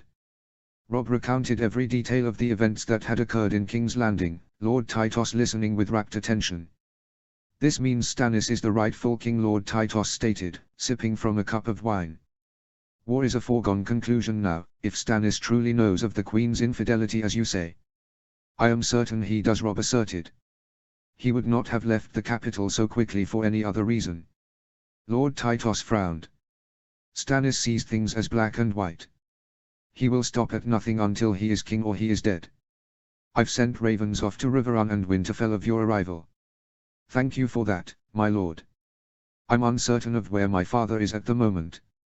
I know he has been gathering his strength in the north. I hope he knows that House Blackwood is ready to stand with him. Robb nodded. I will make sure he knows, and of what you have done for us tonight. Not all would have done so without reservation. You all should get some rest, Lord Tytos suggested. I'm sure it has been a trying day. We will escort you to Riverrun and your family in the morning. You will be safe in these walls tonight, I promise. A servant led them all to their rooms. They were small, but still comfortable. The sight of the bed to Robb was especially welcoming. As soon as he was enclosed inside the room, he fell backwards onto it with a contented sigh. He began to drift, but was jolted awake by the sound of his door opening. He wasn't all that surprised to see Margaery coming through. Someone had given her a gown to sleep in that was, while not of the fine quality she was used to, still attractive on her. Though he doubted anything could make her unattractive. She closed the door behind her and glided barefoot over to his bed. Without a hint of hesitation, she lowered herself next to him and molded herself into his side. The warmth of her body next to his was probably the most soothing thing that he had ever felt in his young life. I did not want to sleep alone, she whispered. I am not protesting. Robb smiled into her hair, kissing her head. With hope it will be the first night of many. Chapter 15, Chapter 15. Chapter text. He closed the door softly behind him as he entered the room that Lord Blackwood has afforded him the previous night. Dawn has just broken, and light was beginning to stream through the window. He walked slowly over to the bed, sitting the small plate of food he had brought with him on the table as he went. The figure on the bed had not stirred since he left, a faint purr from her steady breathing filling the small space. He sat down on the edge of the bed, his hand reaching up and trailing softly down her exposed cheek. The touch was light, but enough to stir the figure from her slumber. Her eyes scrunched at the light, but then opened and looked up at Robb's lingering form. Good morning. Margaery smiled up at him. Good morning, Robb returned. I've brought food. I'm afraid we don't have time for a proper meal. We need to get on the road as soon as we're able. Margaery grabbed onto Robb's arm and used it to pull herself up in the bed. Has there been any more news? No, Robb began, before scooping her up in his arms and sitting her sideways in his lap. She startled at first, but calmed and laid her head against his shoulder once she was properly situated. Lord Blackwood sent ravens out to Pink Maiden to alert Lord Piper and to Wayfarer's Rest to alert Lord Vance. The western castles of the Riverlands need to be prepared for siege.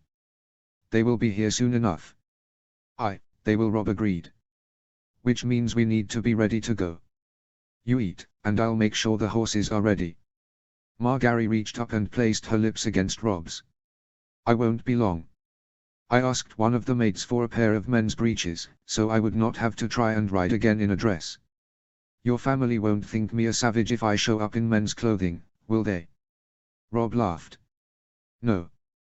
Well, Sansa and my mother, maybe. They have enough trouble getting Arya to dress as a lady. Though, I doubt we will see them in Riverrun, so you should have time in between to make yourself a proper lady once again. Have you eaten? I have no appetite, Robb answered dismissively.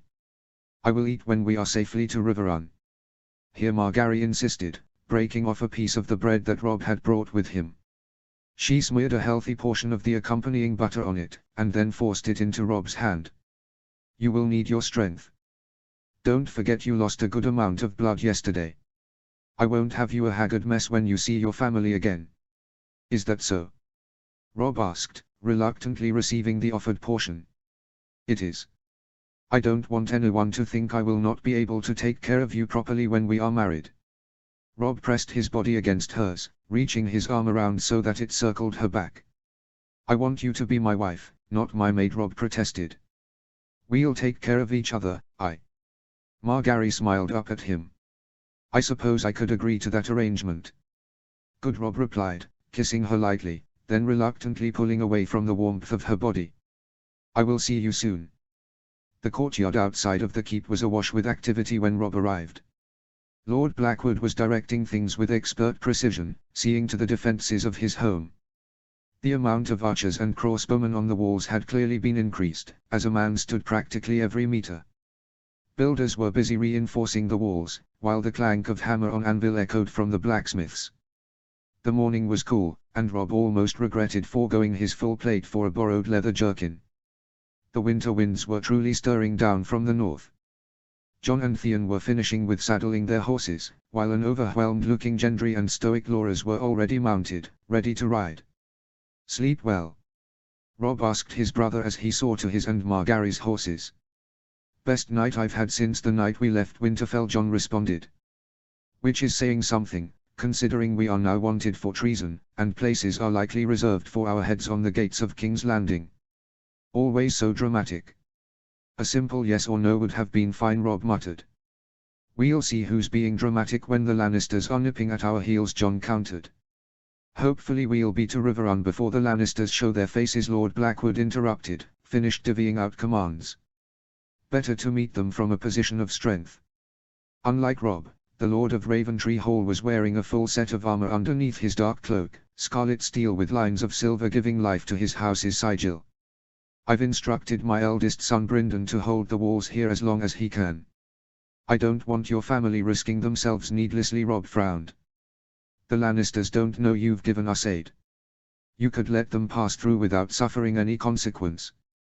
Our walls are strong, Robb, Lord Blackwood advised. We can stave off a siege for months, and there's no chance the Lannisters will be able to mount a proper one in this short of time.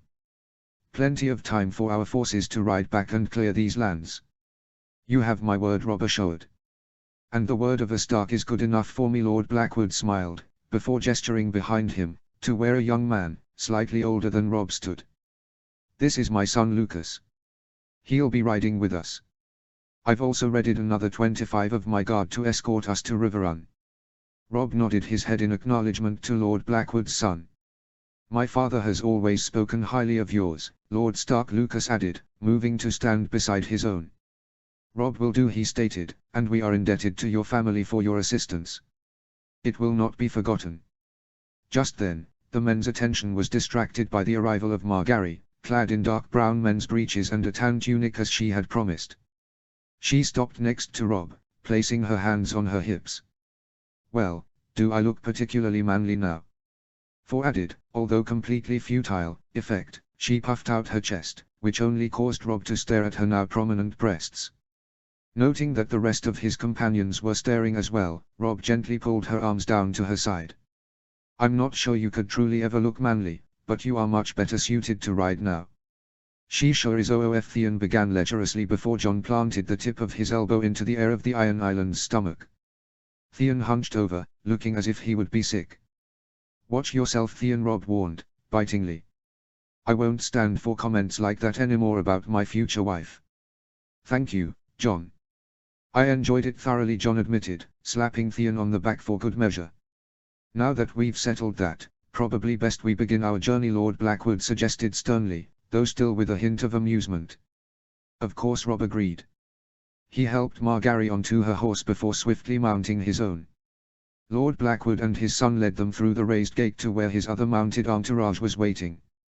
Lord Blackwood and his son charged ahead, with Robb, Margaery, Jon, Theon, Gendry, and Loras directly behind them.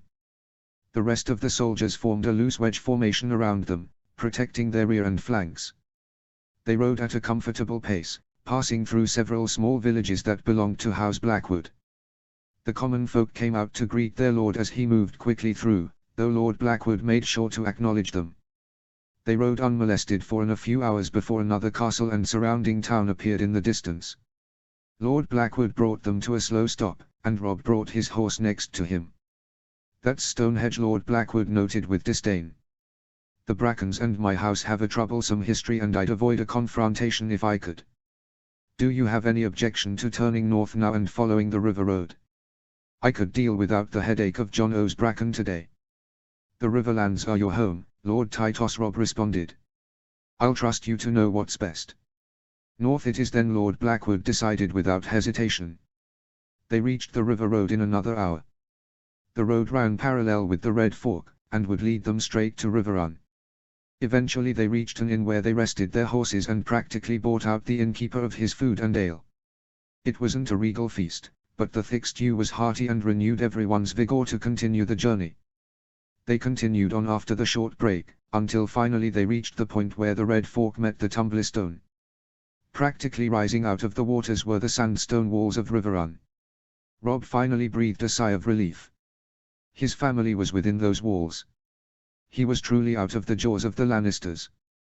As they got closer to the castle, Robb could see a group of riders emerge from the gates and make their way towards them. The silver trout of House Tully was prominent on the banner held by one of the riders. The two parties slowed as they finally met just outside the walls of Riverrun. Robb had just been a child the last time he had seen his uncle Ed Muir, but from the family resemblance it was clear who he was.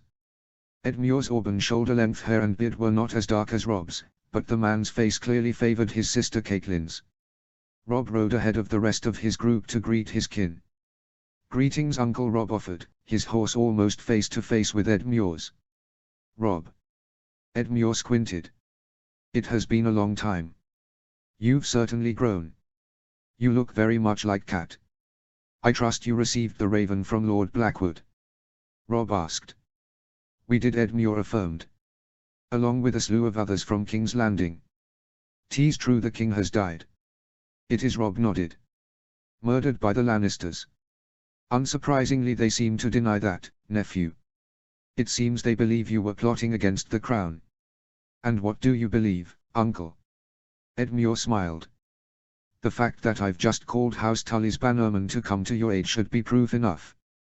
"Thank you, uncle," Robb nodded. "Come, you all must be tired. We've rooms prepared for your use." Ed Muir and his men circled their horses back towards Riverrun. Robb pushed his own mount forward so that he was riding next to his uncle. "Not that I am displeased to see you, uncle, but I had expected to see my grandfather." "Is he waiting to greet us?" Robb inquired. "My father has taken ill," Ed Muir revealed solemnly. "Most days he is bedridden and in a constant state of delirium. I fear he is not long for the world." "I am sorry to hear that, uncle," Robb consoled. "My mother has always talked fondly of him." Ed Muir nodded. "He is a good man. Now with the events happening in King's Landing, I wish even more that he were able to provide his wisdom. Following in his footsteps is no easy thing. I'm sure you know the feeling as heir to Winterfell. Your father's renown is even greater than mine own." I don't envy having to live up to my father's legacy," Robb agreed. His father would always be remembered in the histories of Westeros as one of the men who helped to bring down a ruling Targaryen dynasty. Robb had never sought any such notoriety, only to be a respected leader of his people when he became the Lord of Winterfell. Now though, his name would be linked with the death of Robert Baratheon until the end of time. Robb only hoped that he could control how that story ended. The drawbridge was down, allowing them passage over Riverrun's imposing moat. Any army seeking to lay siege to the castle would certainly not have an easy time of it. The gate was raised as they approached and entered into what had been his mother's home. Soldiers and stewards moved frantically around the courtyard, but many stopped to get a glance of the newcomers and the two large direwolves that had just arrived. Edmure was off his horse quickly, handing it over to a young steward. Rob followed his lead, as did the others. Edmure looked down at the two direwolves in uncertainty. I cannot speak to the preference of northern wolves, but they may be more comfortable in the Godswood rather than a stuffy keep. It's just that way, Edmure directed.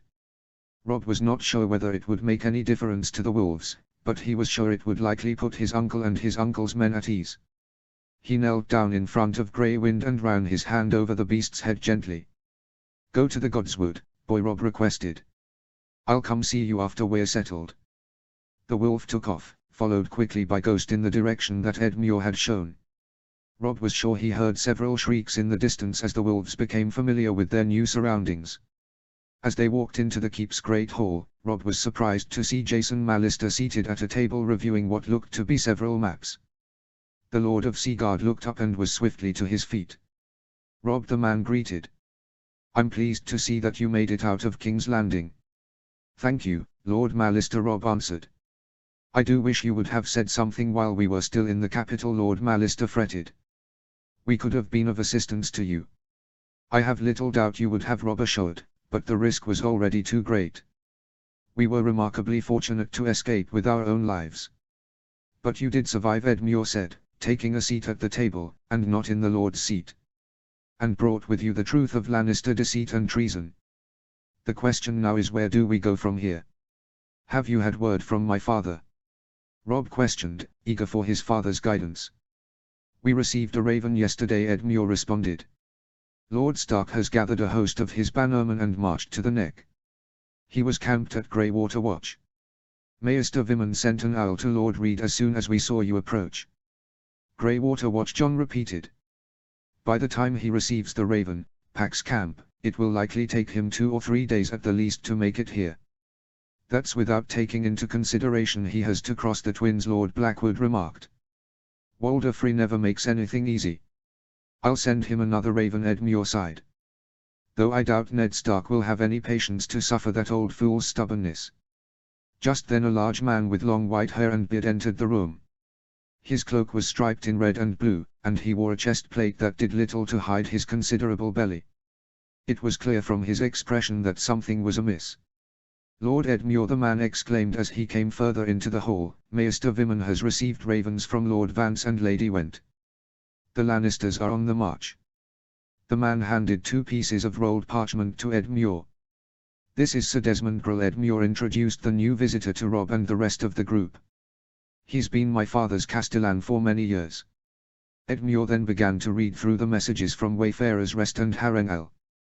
Well, Rob implored after his uncle had taken a good time to read each of the notes. Lannister forces are gathering at the Golden Tooth, Edmure relayed. Lord Vance saw banners from Ashmark and Sussfield as well. His best estimate was that they had a force of 6,000 to 8,000 strong, but he could not be certain. And what of Lady Went? Lord Mallister pressed. She says a force led by the Kingslayer has gathered just south of Harrenhal. She will not be able to hold the castle. We won't be able to do anything about Harrenhal, Sir Desmond concluded. We should consider it already lost. True, Edmure grimaced. The more concerning fact is that apparently Jaime Lannister has Baratheon and Tyrell men in his host as well. She says it is a considerable force. Rob looked back to Margaery and Loras, who were obviously disheartened that their father was continuing to back the Lannisters. What of your brothers and grandmother? Rob inquired. Do you believe they would stand behind the Lannisters? No, Margaery declared. Not if they knew the truth. And the only word they have likely had came from our father or from the Lannisters, Loras added. He's probably convinced his bannerman that Margaery has been abducted. We cannot risk sending a raven, though, Margaery stated. There is no way of knowing whether it would ever reach grandmother, Willers or Garlan. Not everyone in Highgarden is loyal. I will go to Highgarden then, and tell them myself, Loras pledged. Trying to ride through the Riverlands or Stormlands would likely be suicide right now, Lord Blackwood advised. I believe my house could be of assistance, Lord Mallister offered. We could put you on a ship out of Seaguard that would have you to Highgarden faster than riding. I've just sent my son back to prepare our forces, so he will see that you are taken care of. I will go prepare my horse now. Thank you, Lord Malister. Laura's finished, heading for the exit to the hall without pause. Margaery walked up behind Robb and spoke softly in his ear. I am going to see my brother off, she explained. I do not know how long it will be until I see him again. Of course, Robb agreed, caressing her arm. I will see you later. Once the two Tyrells had left the hall, the talk turned back to the impending Lannister threats. I think it would be advisable to have Lord Piper and Lord Vance strike quickly against the Western force, Edmure stated, though Robb could tell the man was anything but confident in his assessment. Forgive me, Uncle, Robb began, I won't pretend to know more about these lands than you, but if Lord Vance and Lord Piper were to attack now, they would be at a complete disadvantage. Robb walked over and pointed down one of the maps laid out on the table. Right now, the Lannister army is at the Tooth, surrounded on both sides by mountains we cannot transgress. Attacking them there would force us to funnel our soldiers into the pass. There would be no room to maneuver and we would be picked off one by one. Not to mention, while our men are in the pass, the Lannisters could send men down from the Hornval to surround us. That would be a massacre. What would you suggest, nephew? Edmure asked. I know it may not seem ideal, but we need to draw them away from the Tooth. Instead of having Lord Piper and Lord Vance advance their men, have them withdraw back towards Riverrun. Retreat? Sir Desmond asked, confused. A strategic retreat, Robb explained. Leave just enough men in Wayfarer's Rest to repel a siege for a short time. Hopefully, the open path will entice the Lannister forces to seek a prize. At the same time, the Tully army will combine with the Vance and Piper forces and swing around between the two castles. Their forces will be mid-siege when we strike at them.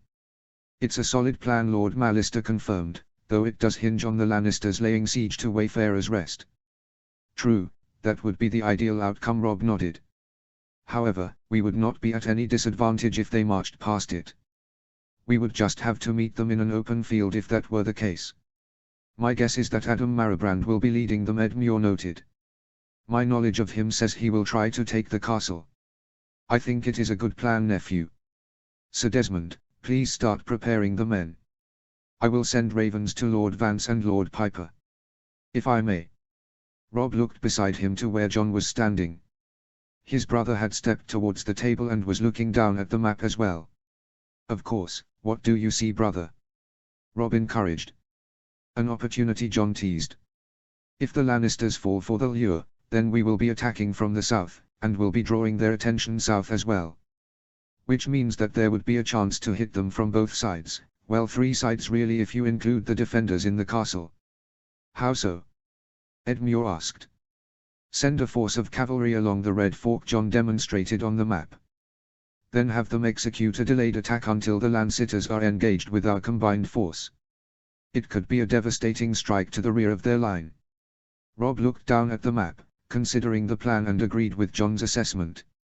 I think it would work.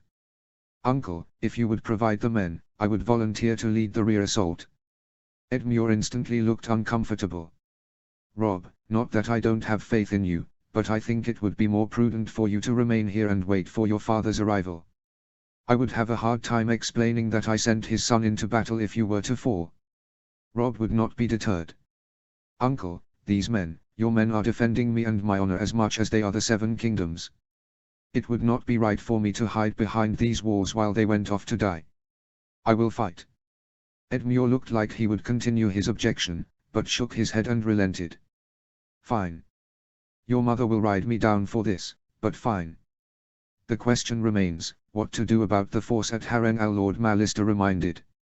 Lord Blackwood stepped forward. We may not be able to defeat them, but we can delay them at least, hopefully until Ned has brought his men to reinforce us. Though I take no pleasure in it, I will ride to Stonehenge now and meet with Lord Bracken.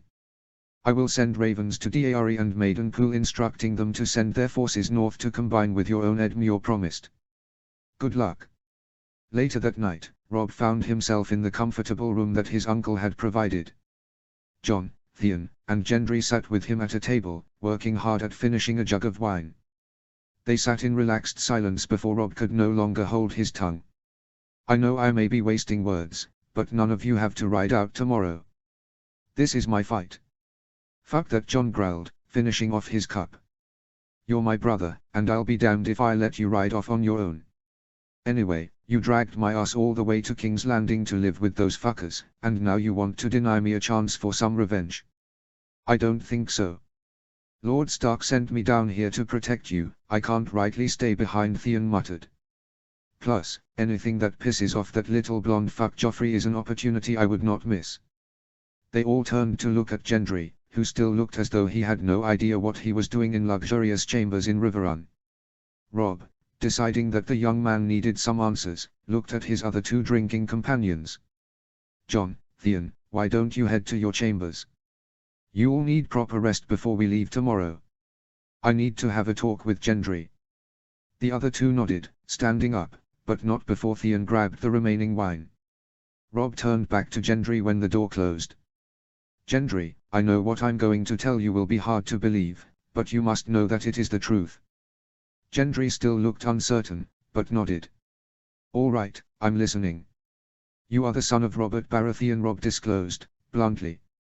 What? Gendry gawked, leaning back in his chair. I'm just a bastard from Flea Bottom. You're a bastard, Gendry, I cannot deny that. But you are the son of the late king. How can that be? Gendry begged. Robb shifted uncomfortably in his chair. It is well known that Robert was not a faithful husband, Gendry. There is no delicate way to say that he laid with many women. I can't speak to the circumstances of how he met your mother, but there is little doubt that you are almost the exact image of him. Jon Arryn found you, and he did his best to look out for you because Robert would not. And it cost the Hand his life. It did. Robb sighed. You are a threat to the Lannisters. You are the son of the king, while Joffrey and Tommen are not. You saved me by taking me from the capital, Gendry realized. Yes.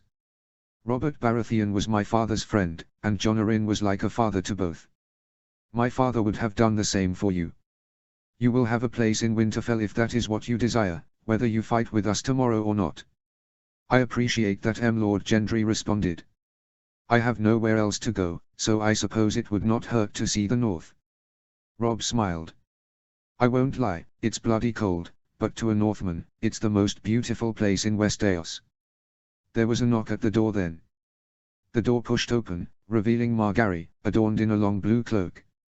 Gendry stood suddenly, seeing that Robb's attention had shifted. I'll just excuse myself, Gendry noted. Good night, Lord, Lady. The blacksmith exited the chambers quickly without another word or waiting for a response. As soon as he was gone, Margaery shut the door and put the lock in place. Loras is on his way to Seaguard, Margaery advised, walking further into the room and leaning against Robb's table. He will be fine, Robb comforted. Loras is a great fighter. He will make it to Highgarden and speak sense to your family. I know, Margaery agreed, her look intense. My grandmother will not let our house become a shield for the Lannisters. She moved closer so that she stood directly in front of him. You are leaving me to go off to war tomorrow? Robb said, his eyes set directly on her own. You could die tomorrow. Then I best give you an incentive to return to me whole, Robb Stark. As soon as her words trailed off, she reached for the tie around her neck. She pulled slowly and the string unraveled. Then the cloak fell away to reveal nothing but expanses of beautiful pale skin. Robb looked on in pure amazement, as Margaery stood completely bare before him. Her breasts were utterly perfect, her stomach taut and leading down to the tuft of brown hair between her legs. Any sense of propriety or honor that Robb had in him melted away when Margaery's cloak hit the ground. He stood from his chair and crashed his lips to hers, Margaery eagerly responding. Robb's hands traveled up her sides until they each caressed one of her firm breasts. Margaery moaned at his touch, prompting his hands to travel down to the soft skin of her backside. He cupped her bottom, lifting her up easily so that her legs locked around his waist. They struggled over to the large bed, Robb laying her down onto her back. She looked a complete vision lying naked in the middle of the great feather bed.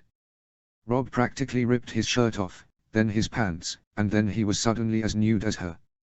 He lingered over her, kissing down her stomach while his hand explored her center, feeling her excitement. Unable to wait any longer, he settled between her legs. They stared deeply into each other's eyes as Robb pushed forward and entered her for the first time. Each whispered the other's name as they became one, Wolf and Rose. Minutes, maybe hours later, Rob was not sure, he lay behind her, the most content he had ever been in his life. She was curled into his body, and he could feel the entire length of her. Her breathing was soft and steady, but he could tell that she was still awake. "Promise me you will come back to me," she breathed. Reaching up, he pulled her long hair to the side and traced his lips along her neck. "I promise," he answered. "No one could stop me from coming back to this exact spot again." "Good, then my incentive worked." Rob laughed. "I have a confession. The incentive wasn't necessary. I was going to come back for you no matter what." Margaery turned around so that they were facing each other. "So you mean we don't need to do this anymore?" she asked mischievously. Rob growled and flipped her onto her back suddenly, pinning her to the bed with his weight. "So maybe a little more incentive is necessary." Chapter 16, Chapter 16. Chapter text. He had not slept long that night, but what sleep he had managed was reviving. He and Margaery had been slumbering for only a few hours, entwined together beneath the sheets of his bed, when a hand had rapped at the door to his chambers, disturbing their rest. A guard brought news that a raven had arrived to Riverrun from Lord Vance. Lannister forces had marched on Wayfarer's Rest, demanding entrance into the castle. Lord Vance had declined, and the Lannisters were preparing a siege. The bait had been taken. "I have to go," Rob lamented, sitting on the bed and leaning over his lover. He was dressed, but Margaery remained lying unencumbered beneath a sheet, bits of tantalizing skin escaping here and there for Rob's eyes. Her hair was a wild halo around her head, but even in her drowsy state, she was the most beautiful thing he had ever seen. "I know," Margaery whispered, drowsily. "I'll be here when you return." "Right here, in this exact place." Rob grinned at her. "Whatever brings you back," she smiled. He leaned down and kissed her one last time. They broke apart, and Rob stood reluctantly before walking to the door. He took one look back, trying to memorize Margaery's face, then left her alone behind a closed door. Dawn had not yet broken when Rob reached the courtyard. Torches and braziers led his way as he searched for familiar faces. Many of those within the castle walls were knights sworn to house Tully or its bannermen. Some had squires who were assisting in preparing them for battle. Rob was still taking in the scene when a young boy with a mop of brown hair on his head and wide eyes, maybe 12 or 13, approached him. "Lord Stark," the boy garnered Rob's attention. "Lord Tully tasked me with assisting you in preparing to leave. I have your horse and armor over here, my lord." Rob followed the boy to where a great black war horse was tethered. It was much more suitable than the one he had ridden from Ravetri Hall.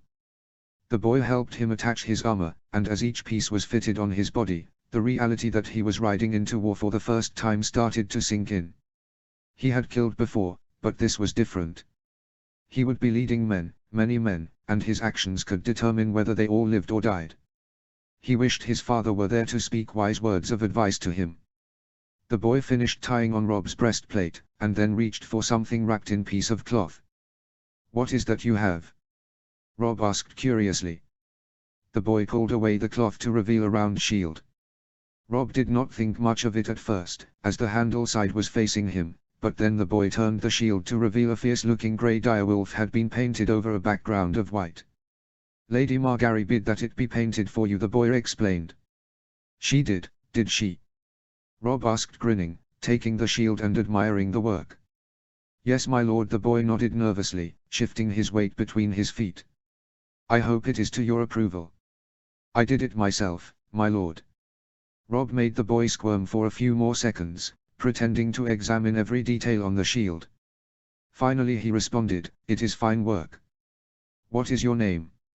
"Alfred, my lord." "Alfred," Rob repeated. "Do you wish to be a knight one day?" The boy looked away, embarrassed. "Yes, my lord. But I'm just the stable master's son." "Don't give up," Rob said, patting the boy on the shoulder. "I'm sure there is a knight willing to take on a squire who does such fine work." "I won't, my lord." "Thank you," Alfred stated, running off reluctantly to whatever other task awaited him. "Making friends with the locals, I see." Rob turned and saw Theon and Jon approaching, each adorned in borrowed armor they had managed to scrounge up. "I thought we could use another man." I've seen you use a sword before and it was not encouraging, Greyjoy, Robb quipped. Theon grumbled at the slight, always proud of his ability with a blade. We'll see who's laughing when I'm cutting a path through Lannisters. Prove me wrong, Theon, truly, Robb nodded, knowing that the heir to the Iron Islands would do just that. Though, he was just as likely to get himself killed trying to make a name for himself. If Theon was anything, it was not humble. Robb walked over to his brother, who seemed even more quiet and introspective than normal. Are you ready for this, Snow? No more training swords with Sir Roderick in Winterfell. Jon offered a reluctant grin. I've had every story father has ever told us about the rebellion running through my head all night, as if it is going to impart some secret to me on how not to die. Before the tourney in King's Landing, Robert told me to always believe that I was going to win a fight, Robb imparted. It worked well against one Lannister, so hopefully it works against a whole army. Robb saw Jon about to respond, but his brother's attention was suddenly drawn to something over Robb's shoulder. Turning, Robb quickly noticed what had distracted Jon. An armored figure drew closer to them, walking somewhat awkwardly and laboured. However, what drew Robb's interest the most was the ball-shaped helm adorning the figure's head, that instantly clued Robb into the identity of the man. Gendry came to a stop before them, pulling up the visor on his helm. Sorry I was delayed, he gasped. I am used to making armor, not so much wearing it. You are fine, Gendry, Robb assured. Are you certain you wish to ride with us? Gendry nodded. I am, my lord. It's time I did something meaningful with my life other than sitting holed up in a blacksmith's shop. As much as a bastard can anyway. A bastard is just as capable of doing great things as any other man, Robb said, making sure to catch Jon's eye as well. I'm pleased you are riding with us. We will need all the fighters we can get. Is that a blacksmith's hammer? Jon asked, looking at the common black tool attached to Gendry's belt. Gendry shrugged, somewhat abashed. I've never had much formal training with a sword, but I've had a hammer in my hand every day for years. If it can make armor, it should dent it just as well.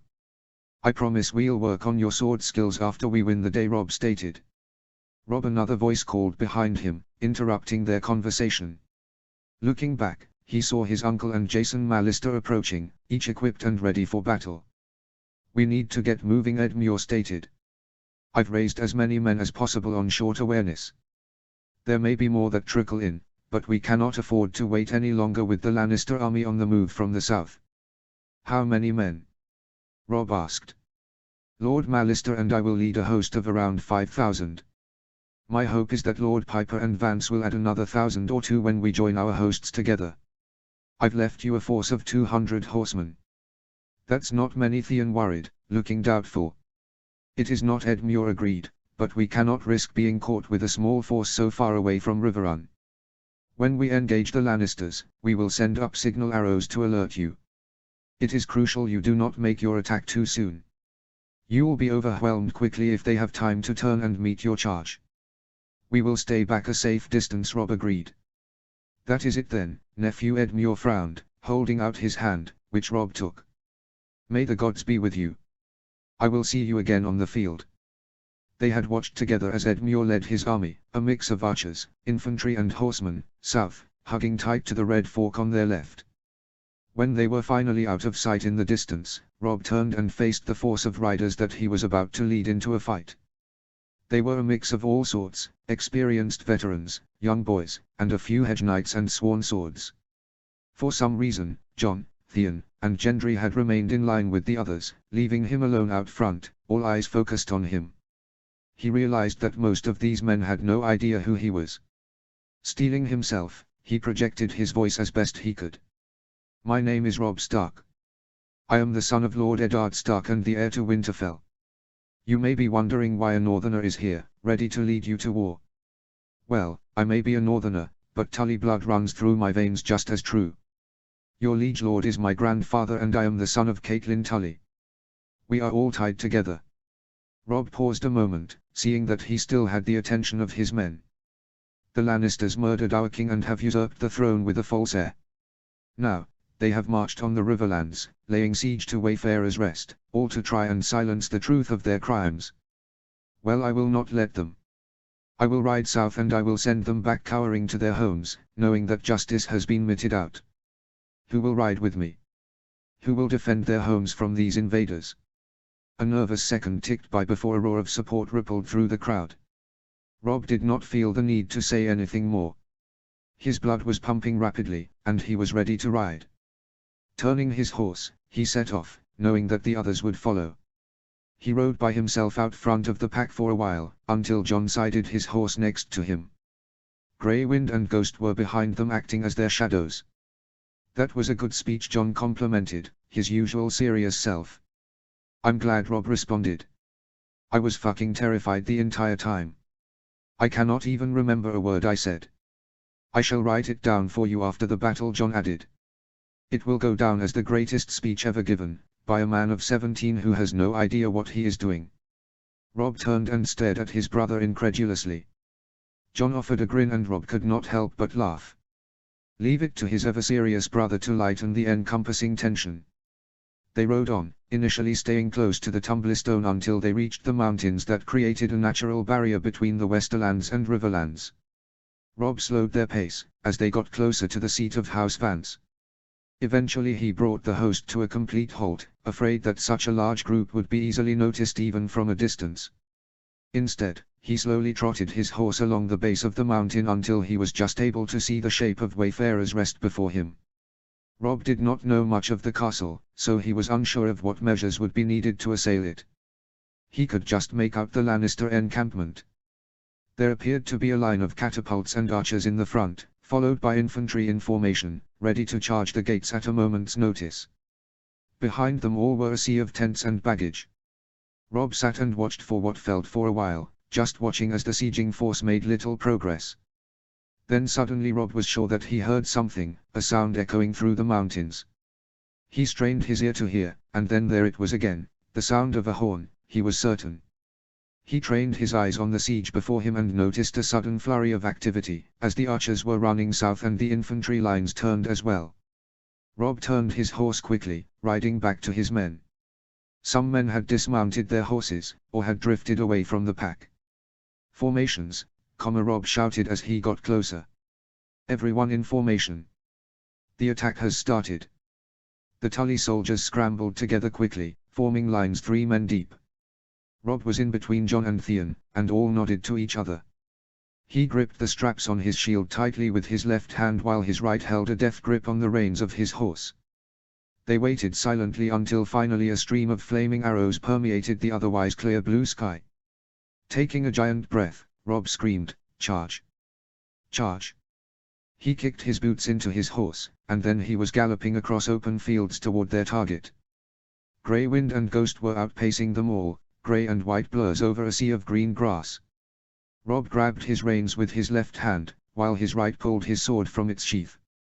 The Lannister host grew closer and closer, their backs to Rob and his approaching swarm. He was so close now that he could see his uncle's army even further in the distance. Then they were practically on top of them. Rob could swear he could feel Grey Wind's fur and bloodlust as the wolf leaped into the first enemy he reached, his fangs ripping into the soldier's neck, blood pouring over the animal's muzzle. Rob's line of cavalry smashed into the rear of the Lannisters, pushing its way deep into their infantry line. Horses trampled and spears impaled unsuspecting targets, while Rob's sword slashed and stabbed at everything moving that it could touch. Specks of blood flew off of his sword as he swung, covering his helm and horse. The initial charge had completely shaken the Lannister infantry. Many stayed and fought Rob's host, but others ran straight into Edmure's own lines or towards the castle where they were picked off one by the archers on the towers and walls. However, there was a sudden shift in momentum as a force of Lannister horsemen emerged from the tents in their encampment. Rob shouted for his men to shift their lines right. He was able to get about 50 of his host into a line and charged forward to meet the enemy cavalry. Horse crashed into horse and the fighting turned fierce. A Lannister with a spear charged at Rob, intent on piercing him. Timing it just right, Rob raised his direwolf shield and deflected the blow. The attacker stopped himself, trying to turn back around, but Rob had already encouraged his mount sideways and swung his sword. The blade found its mark as it sliced below the man's helm and separated the rear portion of his neck from his back. Grey Wind and Ghost had again made themselves known in the fray, as horses began to whinny and rear at their presence, riders being thrown off in the process. Rob had been distracted for a moment and failed to notice as a foot soldier approached and shoved the tip of his spear into the belly of Rob's horse. The horse cried and reared back. Rob had little choice but to slide off his saddle or risk being thrown without any control of how he landed. His feet hit the ground and immediately he set upon the spearman.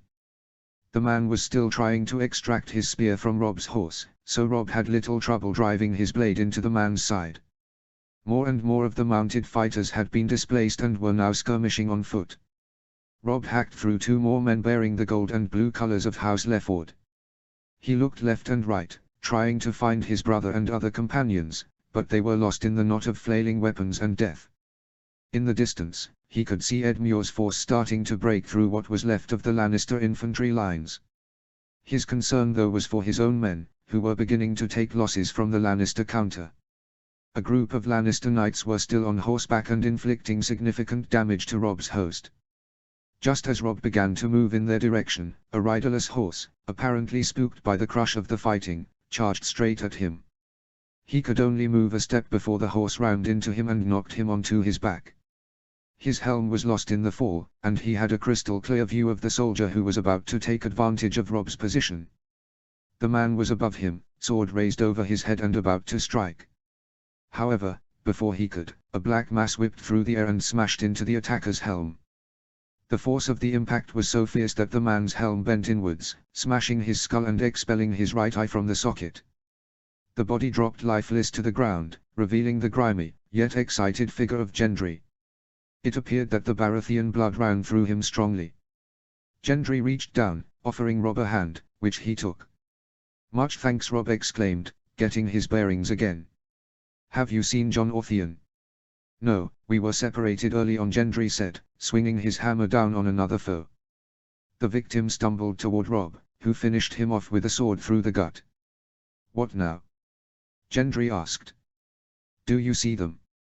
Rob pointed to the line of Lannister knights who were making their way closer and closer.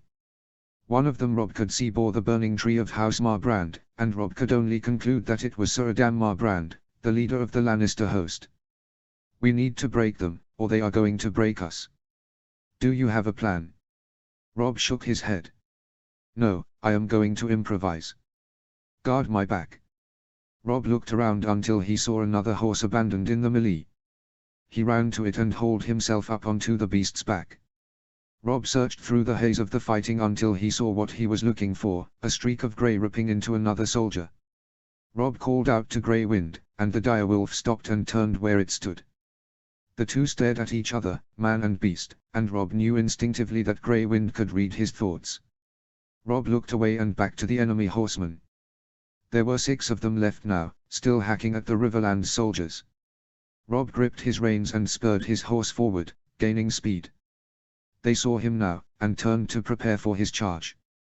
One of the riders pulled up a spear, ready to impale him, but before Rob could reach them, Grey Wind appeared from their flank and leaped. The wolf flew through the air like a giant deadly bird, landing on the back of one of the center riders. The man screamed as Grey Wind bit down, first on the man's shoulder, then, when his helm fell off, sinking his teeth into the face. The Lannisters' horses cried and reared at the wolf's attack, and Rob took full advantage. He charged his mount on until he was right on Marbrand. Rob launched his shield into the knight's sternum, knocking him backwards and off of his horse. Rob slid down from his borrowed horse, and faced the knight who had just managed to ride himself. Marbrand propelled himself from where he was settled on his knees and swung his sword at Rob, who parried the attack. The heir to Ashmark was both flustered and infuriated, and his strikes at Rob were fierce. One of them Rob deflected too late, and his enemy's blade managed a shallow cut across his cheek. However, his opponent began to tire, and Rob now shifted away from defense and onto the attack. He brought his sword down in an overhead chop. Marbrand blocked high, both hands gripping his sword, leaving his midsection exposed. Rob struck Marbrand's stomach with the edge of his shield repeatedly, winding him, then slid his sword down the length of his opponent's, scraping the steel, and forcing the knight to turn to his left. Marbrand swung his sword wildly and blindly behind him, forcing Rob to crouch. When Rob rose up, He swung his sword low and it ripped into the back of Marbrand's thigh, slicing through skin and muscle. The man cried out, dropping to his knees and clutching the laceration as blood flowed. The pain had distracted his opponent, allowing Rob to raise his sword and place the tip at the man's neck. As the cold steel touched him, Marbrand stopped and looked up at Rob, defeated. "Yield or die," Sir Rob stated, pressing the tip of his sword deeper, enough to nick the flesh. "I yield," Marbrand sighed. He grabbed his sword by the blade and offered the hilt to Rob. "You've won the day." Two of Marbrand's fellow knights were still up, and the notion that they would rescue him was written on their faces. "Your leader has yielded," Rob roared. "Drop your swords, and no one else need die." The effect of those shouted words were almost sudden. The sounds of fighting began to quiet, and only the sounds of the groans of the dying was left. The survivors from the Tooth, Ashmark and Sarsfield dropped their weapons before them. Some attempted to run, but the Tully forces were able to detain most. "You there, Rob," said one of the men who had been in his host. "Grab rope and detain these 3 men. No harm is to come to them." "Yes, my lord," the man responded, going off to find the bindings. Rob left his highborn prisoners in the care of his men, and began to take in the aftermath. Their initial charge had decimated the Lannister infantry. Bodies were strewn all over the field in front of Wayfarer's Rest. At some point, the defenders left in the castle had led their own attack as Rob could see soldiers of House Vance outside of the gate. They had managed to hit the Lannisters from 3 sides, and the damage had been done. Rob walked carefully through the fallen bodies, ignoring the gore and severed limbs, seeking out his friends. Eventually he found them with the 2 stark direwolves. The wolves were almost completely covered in blood, and men passing by looked at them in both reverence and fear. Jon and Gendry were each a haggard mess, but otherwise looked to be whole. Gendry still gripped his hammer, although it looked like the initial excitement from the battle had worn off. Theon was holding his shoulder, and there was blood staining his hands. "All right, Greyjoy?" Rob inquired. Theon smirked. "Nothing wine and a woman would not cure." "I can promise the wine, but you are on your own for the woman," Rob answered, patting Theon on his uninjured shoulder. He realized that he was still holding his sword and moved to put it away. There was still an eerie silence that hung over the field. Whatever adrenaline he had been operating off of had fallen off, and the lack of sleep from the previous night had begun to catch up with him. He knelt down next to Grey Wind and rubbed his hands through the animal's coat. Grey Wind lowered his head, leaning into Rob's touch. "You were brilliant out there," Rob complimented. Not long after, a mounted contingent led by Rob's uncle approached. Rob stood and greeted his uncle. "Congratulations, Rob," Edmure began as he slid from his horse. "Your strategy was a success. We've won a great victory." Rob had to stop from scowling at his uncle's praise. They had won a battle, not a war. The war was marching to them from the south as they spoke. "We do not have time to celebrate, Uncle," Rob chastised lightly. "This was just the beginning. We need to ride back to Riverrun and gather our strength again. Lord Tytos will not be able to hold back Jaime Lannister." "Right," Edmure nodded, his initial excitement gone. "Hopefully Ned has begun his march south." Edmure turned to the other 2 men that were stood beside Jason Mallister. "Rob, this is Sir Mark Piper, heir to Pink Maiden, and Lord Cale Vance." Rob shook hands with the 2 men as introductions were made. "My lord father is going to keep half of our men south to guard the Mummer's Ford," Sir Mark advised. "I will lead the rest north and join with the force at Riverrun. Lord Vance is going to guard the pass to the Tooth, but we've done great damage to their ability to mount another attack from the west quickly," Edmure said. "Let's hope so, for our sakes," Rob frowned. "We have to deal with Tywin and Jaime Lannister now." "And we shall," Edmure nodded, in his usual flippant manner. "Rob, why don't you take the remainder of your horsemen to Riverrun, along with Sir Adam? There is Dungeon there awaiting his presence. Lord Vance is going to handle the rest of the prisoners and wounded, and I believe Lord Mallister is going to ride with you as well." Rob nodded. "I will see you soon, Uncle."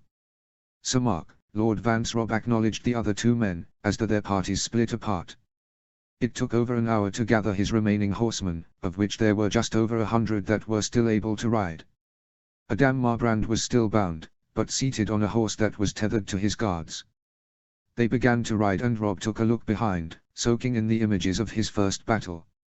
He had done better than survive, he had won, but there was little satisfaction. The men he had killed were just soldiers, soldiers doing the bidding of a crooked family they were pledged to. There would be no satisfaction until justice had been served for his brother, for the murdered king. With one final glance, he turned his attention back north. The direction that would always lead him home, yet seemed so far away. Chapter 17, Chapter 17. Chapter text. Rob sat on the ledge of the large window in his chambers, watching as the blowing rain lashed out against the landscape. The banners hanging on the walls of the castle twisted and turned at the mercy of the howling wind, while the waters of the Trident rushed swiftly. It had been 2 days since they had returned from their victory at Wayfarer's Rest. The mood in Riverrun had been joyous at their successful battle, having seen few losses, but the jubilation had been washed away quickly by the harsh weather. The only good thing to come of it was that the rain had halted the advance of the Lannisters from the south, their army unwilling to march in the slick. As had been expected, Lady Went had surrendered Harrenhal with little fanfare, where enemy forces were now camped. As his mind continued to wander, Rob felt feminine arms wrap around his waist as Margaery leaned her chin on his shoulder, using it as a perch. "Still waiting, my wolf?" she asked. "Aye, still waiting. I've never been much good at it." He had taken to staring out into the countryside for any sign of his father. However, there had been nothing, not even a raven. "I suppose that it is true," Margaery mused. "You did spirit me off rather quickly, intent on making me your wife." Rob snorted. "I spirited you off? I'm rather certain you were eager to come along. In fact, I'm certain I warned you against it." "That could be," Margaery laughed, reaching up to run a hand through the dark auburn curls atop his head. "Don't worry, your father will be here soon. He'll be very proud of what you've accomplished." Rob turned around so that his back was to the window and he faced Margaery properly. "Many men can claim that they have won a battle," he downplayed her praise. "Though, not many can say they have wooed the most beautiful woman in the 7 kingdoms. His lover blushed, though her coy smile remained. "So you've wooed me, Robb Stark?" "Aye. Few can resist my rugged northern charm. It was just a matter of time." Margaery looked away with a frown. "You know, I'm not sure I've been sufficiently wooed yet." "No, I don't think so." Rob grinned, a predatory look taking over his face. "I'll have to remedy that then." With little warning he reached up and parted his lover's robe, allowing it hang open loosely on her shoulders. Again, the vision of her exposed skin momentarily stunned him, though only for a second. He kissed her stomach, and then slowly moved upward, his beard skimming along her skin causing her to shiver. His mouth finally latched onto her breast, while at the same time he turned them and sat her down on the window ledge. The sounds of their coupling were cast out and lost in the rain-soaked night. So lost in one another were they, that Rob failed to see the first direwolf banner appear in the distance. Something caused him to stir from his spot curled behind Margaery the next morning, but he could not immediately say what. He stared at the ceiling of his chambers briefly, noticing that sunlight was shining through and brightening his chambers. The rain had obviously given way in the night. Then he turned his head and found himself looking into the grey eyes of Eddard Stark. The Lord of Winterfell was seated at Rob's table, looking tired and unkempt.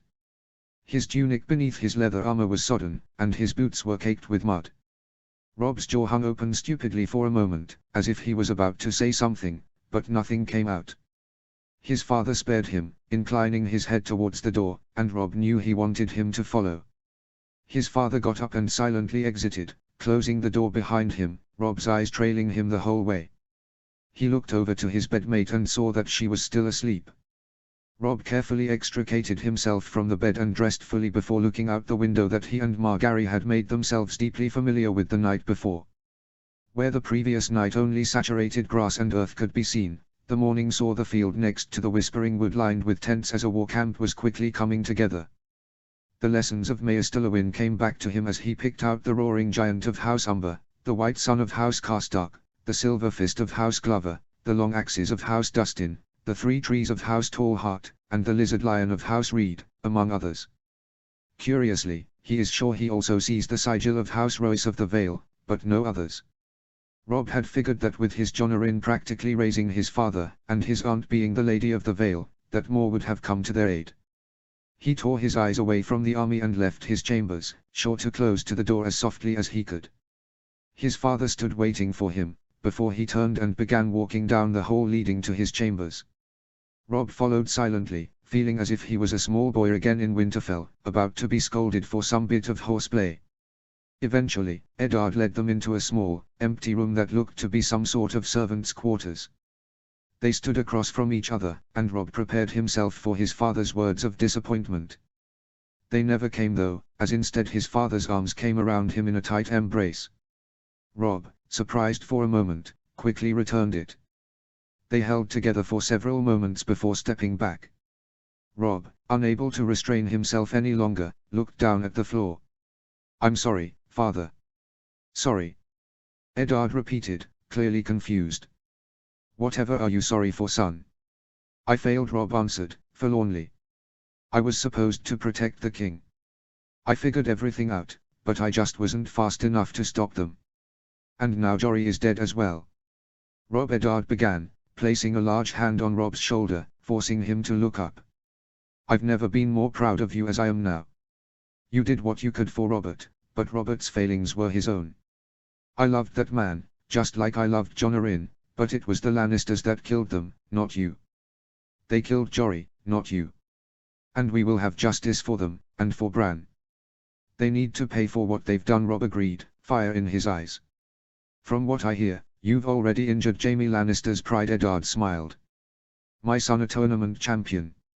"You heard of the Melee?" Rob asked, surprised. "We may live in the north, but news does make it to our keeps. The men took great joy in the news. The Great Yon has taken to referring to you as the Lion Tamer." Rob couldn't contain a laugh at that. "That doesn't surprise me much, though I am surprised it's not something crude." "Don't give him ideas," Eddard smiled. They lapsed into silence again briefly before his father asked, "How was your first taste of war? I heard you acquitted yourself well." "It was, I don't know how to describe it exactly. Both terrifying and exciting at the same time." That's the truth of it," his father nodded. "There's always something that drives you when you know you're fighting for a just cause, for honor.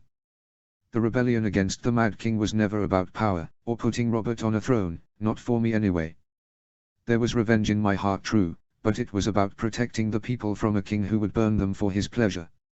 A king protects his people, doesn't murder them. The Lannisters may not be mad, but they would kill every person who stood in the way of what they wanted." Rob offered. "I'm sure there is part of Tywin that can barely live with the knowledge that his children have dishonored him," so Eddard mused. "However, the same greed, the same opportunism runs through him, and he will embrace it now because it elevates the House of Lannister, which has always been his purpose. And he will do anything for it." "I won't suffer Joffrey on the throne," Rob stated. "I will never bend the knee." "No, House Stark will not be bending their knee to any Lannister," Eddard agreed. "I had hoped that marching south against the throne would be a once-in-a-life affair, but we will do what we must." "And what of Stannis?" Rob asked. "Will we bend the knee to him?" Eddard looked thoughtful, but also concerned. "Robert is dead, and he has no legitimate children, so our laws say that Stannis is the rightful king." "You sound unsure," Rob encouraged, noticing the frown on his father's face. "There have been unsettling rumors of occurrences on Dragonstone under Stannis' watch, rumors of red witches and human sacrifice." "That sounds familiar," Rob replied, thinking of his grandfather and uncle's fates. Eddard sighed. "We've had no word from Stannis, but he's not our concern now. Stannis will do what he will, and our words will mean little to him. We will cross that bridge when we come to it. Our concern is our people. Winter is coming, and we must be united and strong. We will be," Rob promised. "Speaking of we, would you care to explain to me who the young woman was that I found in your bed minutes ago?" For the first time Rob felt nervousness, as he looked at his father's judging eyes. "She is Margaery Tyrell," Rob confessed. "She is the daughter of Lord Mace Tyrell of Highgarden." Eddard started hard at his son. "Please do not tell me that you dishonored the only daughter of House Tyrell." "I did not dishonor her." "You bedded her," Rob Eddard interrupted. "The Tyrells march on us, but there will no hope of reconciling or treating with them if you've put a bastard in her. His father's rebuke halted Rob for a moment. Truly his love and lust-filled mind had not thought to the consequences of his and Margary's actions. The fact that he could have put a child in her was a heavy, but not unpleasant thought. He loved her, and his father would see that. I mean to marry her, Rob argued. Now that you are here, we would have you marry us in the gods would. There would be no shame if we had a child then. If we had a son, he would be the Lord of Winterfell one day. Rob, your young Eddard sighed. All young men have these thoughts, but we have to think beyond our wants to what is best for everyone, for the North. I am thinking of the North, of our people, Rob pressed, passionately. It's true that Tyrells march with the Lannisters, but they are led by Mace Tyrell. The man is a fool licking at Lannister boots. Margaery and her brother, Loras, saved us in King's Landing. Jon and I would be in a cell in the capital or headless if it had not been for them. They risked their own lives to save ours. You always speak of honor, father. Well, they forsook their own father to do what was right. I'm grateful to them, but how does that aid our cause? Loras left days ago, Rob informed. He is on a ship bound for Highgarden to rally the support of his brothers and grandmother to our cause. Lady Olenna is not the fool that her son is, father. They will come to our cause, especially if our houses are permanently joined together. Eddard stared at his heir as though he had never seen him before. I fear that I may have permanently corrupted you by sending you to the capital. Here you are playing southern games, plotting alliances. Rob laughed. I haven't been corrupted, father. I love Margaery. It was never about plotting or alliances. However, that does not mean that we cannot use the situation to our own advantage. Do you think Tywin Lannister is not plotting now how to best us? He is, of that I have little doubt, his father answered. Eddard stared at his son, taking in the change in him. Finally he shook his head and rested his large palm on Rob's shoulder. You are right. Joining our houses could be a boon to our cause. I would at least like to meet this girl who has stolen my son's heart, and possibly his judgment. You will, Rob nodded. She is a good person. She gave up being a queen to follow me north. Not many would make that choice willingly. I look forward to talking to her, his father conceded, but then looked at Rob sternly. On the condition that you write to Winterfell and explain to your mother that you mean to get married to a woman she has never met. I will leave her consternation for you to deal with. Though, leave out the part about bedding the girl, for your own sake. Yes, Father, Rob agreed, thinking that wise. Now, what say we head to the hall? I fear our bannerman may be growing impatient. When they entered the hall, Rob was instantly inundated with the boisterous sounds of his countrymen. The tables in the great hall were full as the men broke their fasts, indulging in generous amounts of libations. We marched hard, his father said in explanation of the men's manner. The Lannisters may not be willing to march in the rain, but we were. Well, if it isn't the Lion Tamer, a booming voice called from a nearby table. Rob looked over and saw what was probably the biggest man in the north. While Gregor Clegane may have been the mountain of the south, the great Jon Umber was that of the north. The Lord of Last Hearth stood from his table, ale still dripping from his large, brown beard, and raised his cup to Rob. Rob Stark, the Lion Tamer. Other men in the hall raised their cups, some chanting Stark. Rob, self-conscious of the attention, just shook his head. The great Jon would not be stopped though, as he came and clapped Rob on the shoulder. I hope you saved some of those fuckers for the rest of us. I'm sure there will be plenty left for you, Lord Umber, Rob assured. Good lad, the great Jon laughed, turning back to his table. Rob and his father continued on until they reached a group of men standing around his uncle Ed Muir. One of the men was older, with long grey hair and beard. He was still in armor, and Rob instantly knew him to be Lord Yohn Royce of Runestone, from the armor's trademark bronze make. His father had often spoken of Lord Royce in his stories of his fostering in the Vale, and Lord Royce had visited Winterfell some years back on a trip to the Wall. The other man, Rob had never met, but he had stories of him. The man wore a tunic with the Tully colours, but instead of the traditional silver fish, his was coloured black. Sir Brynden Tully stood tall, his hair grey and face clean-shaven. To Rob, he looked every part the storied warrior that had been regaled about by so many. Rob, You know Lord Royce, and this is your great-uncle Bryndon Eddard introduced as they joined the small group. The Lord of Runestone bowed his head in acknowledgement, while the Blackfish stepped forward and greeted Rob. You look much like Cat, Bryndon said, wistfully. I have missed her, dearly. I fear I have spent too long away from this place. Now my brother does not even recognize me. Rob knew of the estrangement between the Tully brothers, but was not certain over for the reason for it. I had thought you were serving as the Knight of the Gate in the Vale, Uncle Rob stated. No longer the Blackfish fumed, clearly incensed. Your father and my nephew wrote to Lysa requesting assistance, and she would have none of it. My niece has never been the brightest person, but she has completely lost her mind since returning from King's Landing. I wish that I could say it was due to John's death, but I don't think it so. Sir Bryndon approached individual houses in the Vale to gain their support for our cause, Eddard explained. Thus why Lord Royce has pledged his men to our cause. Rightly so, Yohn Royce blustered. Jon Arryn would have never turned his back on the Starks, or capitulated to Lannisters.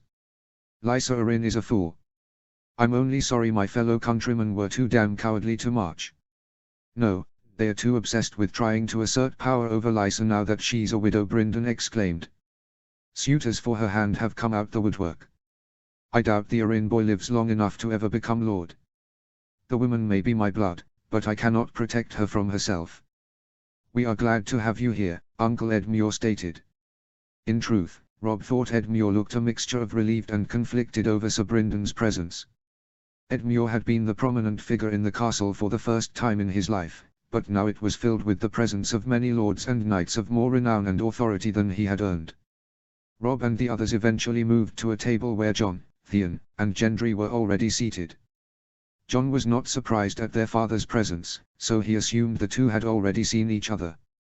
With the curious glances that his father kept shooting at Gendry though, Rob knew he needed to explain things in that regard soon. While Rob tucked into the food that was being brought into the hall by overworked servants, his father, Lord Royce, and the Blackfish were deep in discussion about battle strategy. These men were veterans of numerous battles and they talked of every bit of detail about the lands or roads and where it was or was not beneficial to fight. Rob listened attentively, trying to take in every one of their words and pieces of wisdom. At some point, Rob was not sure how long had passed, the boisterous hall quieted to a more reasonable thrum. Rob looked to the hall's entrance and could see why. Margaery had obviously woken and made her way down to the hall. She had seemingly surmised that the northern host had arrived, because she had chosen her dress accordingly. Foregoing the bright colors of her house, she wore a grey dress trimmed in white and blues, the colors of ice and snow, the colors of House Stark. Rob was not sure where she had found it, but she had somehow managed it. She strode confidently through the hall towards him, ignoring the lingering looks from the other men in the hall. Rob stood from his place at the table and moved to greet her. She smiled at him and he led her by the arm so that they stood across from where his father sat. Father, this is Lady Margaery of House Tyrell, Rob introduced. Margaery kneeled in a curtsy. It is an honor to meet you, Lord Stark. Your son speaks very highly of you. Eddard Stark stood from his seat and inclined his head in a small bow. I am pleased to meet you as well, Lady Margaery. House Stark is in your and your brother's debt for the aid that you offered my sons in King's Landing. It will not be forgotten. I think Rob saved me just as much as I him, my lord, Margaery replied. I could not be more proud of the way my son has conducted himself, Rob's father praised. Please have a seat, my lady. Rob led Margaery over to the empty chair next to his own. Inside he was pleased that his father's interaction with her had been pleasant. His father was no fool. He had been sure to speak of Margaery's service to their house loudly in front of all of their bannermen. It was certainly a good first impression. The brief interruption caused by Margaery's arrival settled quickly, and the hall resumed its chatter. While Margaery helped herself to the offerings from Riverrun's kitchens, Rob turned to his father. How many men do we have, father? In total, including the men at Riverrun, around 30,000, Eddard responded. The wilderling activity has been a problem, so I've left Roose Bolton to keep watch over the northern border. Lord Sewin is providing additional defense for Winterfell. House Mormont is reinforcing Moat Calling and Lord Flint is guarding our western borders. Will it be enough? It must be, Eddard stated. You depleted the Lannisters' numbers with your victory at the Tooth, but we cannot be certain of how many from the Stormlands and the Reach have backed the crown. With hope, we'll have good news from the Reach shortly, Robb reminded him. Yes, his father nodded, looking towards Margaery, who was listening intently. My son tells me that your brother is going to bring your family to our cause. He will, I'm sure of it, Lord Stark. Margaery nodded. I cannot speak for my father, but my brothers are good men and will do what is right.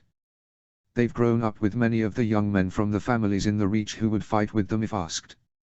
And the chances of them joining us would be even greater should our houses be joined together. Eddard asked pointedly, arching his brow. Margaery grinned back, unfazed by the Lord of Winterfell. I am sure it would do no harm, my lord. It may even knock some semblance of sense into my stubborn father. Robb reached down beneath the table and took his lover's hand, pleased at her confidence. What do you think, father? Robb pressed, seeing that his father was already swayed. We will speak on it further tonight, Eddard stated. Robb nodded, though he knew that they had won him over. However, he had little time to revel as Maester Vimen suddenly entered the hall and made his way towards Ed Muir. As he reached the heir of Riverrun, he held out a small rolled parchment. Robb saw the Lion of House Lannister embedded in the wax seal on the missive before Ed Muir broke it open. Ed Muir read it through quickly, before handing it over to Robb's father. A message from Tywin Lannister, Eddard advised, reading it through. He requests a meeting in 5 days' time in the lands between Raventree Hall and Harrenhal. Do we attend? Ed Muir questioned. I we attend, Eddard confirmed. Though, I doubt the discussions will last long. I do not see Tywin Lannister yielding when I request his son's head. Placing the letter on the table and standing, Eddard looked out into the hall, everyone's attention on him. Prepare your men and supplies. In 2 days we march for Raventree Hall and likely to war. Chapter 18, Chapter 18. Chapter text. From the moment the Lannisters' invitation had reached his father's hands, the entire castle had been moved into a frenzy of activity. No man, nor woman was idle as the preparations were made. It was no small feat to move and also to maintain a force of 30,000 strong, and Robb quickly learned the tedious details that had to be attended to. Arrows needed to be crafted, swords sharpened, horses needed to be shot, and food gathered to sustain the men.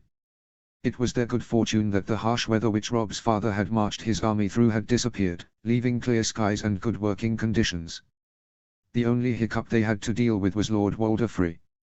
The man had reluctantly granted Robb's father passage across the Twins, and had pledged a small force of soldiers to their cause. After a day, and with no Frey in sight, Eddard Stark had sent a rider with a signed message from Lord Tully, signed by Ed Muir, stating that Walder would be forcibly removed from his lands if he broke his oath to House Tully. The next day, somber-looking Freys began to trickle through Riverrun. Robb spent his time split between shadowing his father, working on training Gendry properly with a sword, and lavishing as much attention as he could on Margaery, which was never nearly enough for him. The more time he spent with her, the deeper his care for her grew.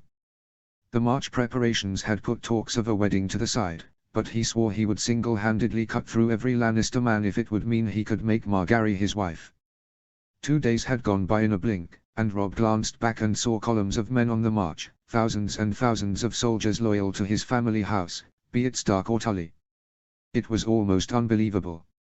Growing up in the north, life had always been mostly peaceful, harsh to a degree, but peaceful.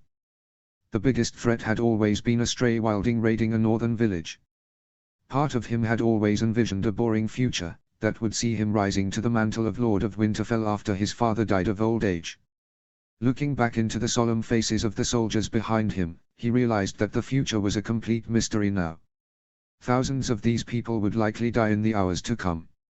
He thought back to his most recent, second parting from Margaery, and it had been even more painful than the first. He could practically still feel her fingertips lingering over his skin as they had the night before. As trying as it was to leave her, he was glad that she was safely tucked away within the walls of Riverrun. His father must have noted his distraction, because the Lord of Winterfell cuffed him on the shoulder. Focus on the threat in front of you and not what's waiting for you back there, Eddard scolded. Robb nodded. Sorry, father. There is nothing to apologize for, son, Eddard smiled. I was a young man once as well, for a short time at least. It seems the gods have seen the fit to have both our formative years cut short by war. I wish it wasn't so for you. That's not your burden, Father Rob protested. Maybe not directly, but things could have been different if I had not put a crown on Robert's head. He was never going to be a good king, and I knew it. I was protecting myself in a way, really. There were those who would have supported me if I had wanted the throne. Robert's anger fueled the rebellion, but it was my father and brother murdered, it was my sister taken. Truthfully, the thought of ruling terrified me. I took the easy way out and ran home north.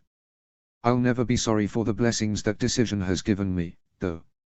Speaking of Robert, Rob shifted, looking back to where Gendry rode next to Jon and Theon. You know the boy I brought with me from King's Landing? Eddard nodded. Strapping lad, carries the hammer around with him. He's King Robert's bastard son. Eddard looked back and stared at the boy intently. He is the spitting image of Robert, a much younger, and considerably less fat Robert. Does he know? Jon Arryn must have figured it out too, and it likely played a part in Stannis running back to Dragonstone. They discovered the Lannister deception about the princes and princess. Well, if he fights anything like Robert, he will be a great asset. Though, we will have to hide him from Stannis. He will only see the lad as a potential challenge to his claim, whatever it is he claims himself to be at the moment. Still, a problem for another day. We have enough in front of us as it is. The day wore on as they made the slow, trudging march to Raventree Hall. The lands had been completely deserted as those in the path of the war took off for safer parts. The skies grew darker and mist of fine flurries started to cascade down upon them. After what felt like a lifetime to Rob, he saw the first glimpse of the Lord Blackwood's home. The braziers were burning brightly along each wall and tower, which were clearly manned to capacity. Upon their approach to the castle, it was evident that Lord Blackwood had been relentless in preparing for hostilities. Hundreds of men were busy at work digging trenches and hammering sharpened wooden spikes into the ground to ward against cavalry. Lord Blackwood himself was overseeing the activities when they finally made it the gates. Rob's father quickly slid off of his mount and greeted his friend. Tytos Eddard greeted as the men embraced. "Good to see you, Ned," Lord Blackwood replied. He looked behind Eddard to the columns of soldiers who were beginning to set up tents and find themselves a bit of empty ground to rest. "I see you've been busy. You as well. Have you run into any trouble?" Lord Blackwood shook his head. "Lannister has sent some scouting sorties trying to lure us out, but nothing other than that. I fear he's become conservative in his old age." "I would strongly doubt it," Eddard frowned. "Somehow, I think I'd feel better if he had just brought his army and tried to swarm us. He's a cruel, cunning bastard. This meeting he's called for is a farce. He's gauging the size of our host and our resolve for a fight. We have plenty fucking men, and plenty fucking resolve," the great Jon quipped as he made his presence known. "These southern cunts won't know what hit them. While I appreciate your confidence, Lord Umber, I've sent my own scout riders out," Lord Blackwood cautioned. Along with the Lannisters' main force, Lord Tywin has men from Highgarden, Antlers, Rosby and Duskendale. There's no telling what others have joined in the meantime. It also means the Crown lands have been slow to rally to Stannis, if they have at all, Eddard observed. He never was one for making friends. Unfortunately, that means he is less of a distraction in King's Landing. "We're also likely outnumbered," Lord Blackwood added. "We are, which means we need to make sure we fight this battle on our terms. Their mounted soldiers are superior to our own. Our advantage would be get them on foot, close combat," Eddard stated. Rob, seeing an opportunity to assert himself, stepped up next to his father. "I don't mean to volunteer your home, Lord Blackwood, but we should use this position to our advantage. When we fought the Lannisters at Wayfarer's Rest, the castle itself served as an obstacle against our enemies. The Riverlands lack natural fortifications, so we should force them to fight us here, with the walls as our center of defense. Expand the trenches and traps that Lord Blackwood has already begun." Lord Blackwood looked unmoved upon the suggestion at first, worrying Rob that he had offended the man, but the Lord of Raventree Hall nodded. "It would give us a strategic advantage, I admit. Our archers would have an increased range firing from a height, and the Scorpions could rain hell from the towers. I would need to evacuate the women and children from the city though. I won't have them caught in the crossfire. Send them north to Riverrun. Your people will be safe there, Eddard ordered, before looking to his son. It's a good plan, Robb. It does mean dividing our forces around the castle, though. We won't be able to see what's going on along the entire length of our lines. If a segment breaks, it may be harder to reinforce it in time. There is great risk of being flanked from one side. We can place men on the battlements to track the integrity of our lines and relay messages between our forces, Lord Blackwood offered. I would volunteer several of my men, as they are most familiar with the layout of the castle. The real question is, what's to stop Tywine from marching his force around us? These are open lands. Nothing, unless we give him a reason not to, Ned answered. How much pitch and hay do you have on hand, Tytos? Lord Blackwood's brow raised at the question. I believe our stores should be enough, if I get your intent, Ned. I can likely procure some from Penetry, or I can try to squeeze some out of Bracken as well. Though, I can't say I'm terribly thrilled about the idea of laying waste to the countryside. Ned reached over and grasped Lord Blackwood's arm. I fully understand you are bearing the burden of this plan, and it will not be forgotten, my friend. Any aid required after this is done will be given back, twice over. I swear it. Ned looked back at the others, and Robb noticed that some of the other lords had begun to congregate around them. While we're wasting our time treating with the Lannisters, we'll send out men with carts full of pitch and straw. When the time is right, we'll set fires on our flanks and it will force them to us. They won't be able to risk marching blindly through the smoke, lest they be ambushed. As you said, this is open land. There would be nowhere to retreat for them. It may even be prudent to stash archers behind the flames to send off warning shots. This is going to take time, Lord Blackwood advised, the logistics clearly running through his head. If you'll excuse me, my lords, I will start putting things in motion. Of course, Tytos, Ned agreed. Lord Umber, I would have you assist Lord Blackwood to see that our defensive positions are sound. I would trust no other to see that the men have proper incentive to work quickly. Give me one of those bloody huge wolves and I'll have this place closed up tighter than a maiden's cunt, the great Jon blustered, standing straight and accentuating his considerable height. Robb's first inclination was to keep Grey Wind in his own company. He feared the damage that a direwolf and Lord Umber may inflict on their unwitting men. It wouldn't do to send their army into battle with debilitating bites littered across their appendages. Any raven that comes within eyesight of this camp is to be shot down, Ned ordered, looking back in the direction of their enemies. Tywine has the numbers advantage on us. I won't have spies reporting our activities back to him as well. Who will be going to the meeting, father? Robb questioned, though in reality Robb only cared whether he would be going. Tywine must know that there is no simple way out of this, Ned stated. No amount of gold is going to absolve his progeny of their crimes. We will not be intimidated. When we meet the Lannisters tomorrow, it will be with 100 archers and 300 mounted Northmen and Rivermen at our backs. Robb looked on in quiet awe as his father paced amongst his lords, a different man than he had known his whole life. To Robb, Eddard Stark had always been a humble, upright man, whose life was to see to the stability of the North. The man before Robb now was different. There was a quiet fire within the Lord of Winterfell that he had never seen. It lit a fire within Robb himself. He was no longer the innocent boy who had followed Robert Baratheon down the King's Road. Lord Karstark, Lord Glover, Lord Mandalay, Lord Hornwood, Lord Royce, Lord Mallister, Sir Ed Muir, Sir Brynden, I would have you join me tomorrow at this meeting, Ned proposed to the men around him. There were instant replies of acceptance from the men his father had singled out, of which Robb had not been one. We will show these Lannisters that the northern kingdoms are united against them. See to your camps and your men tonight. We will set out early in the morning to meet our foes. Robb waited until the other men had dispersed before he approached his father.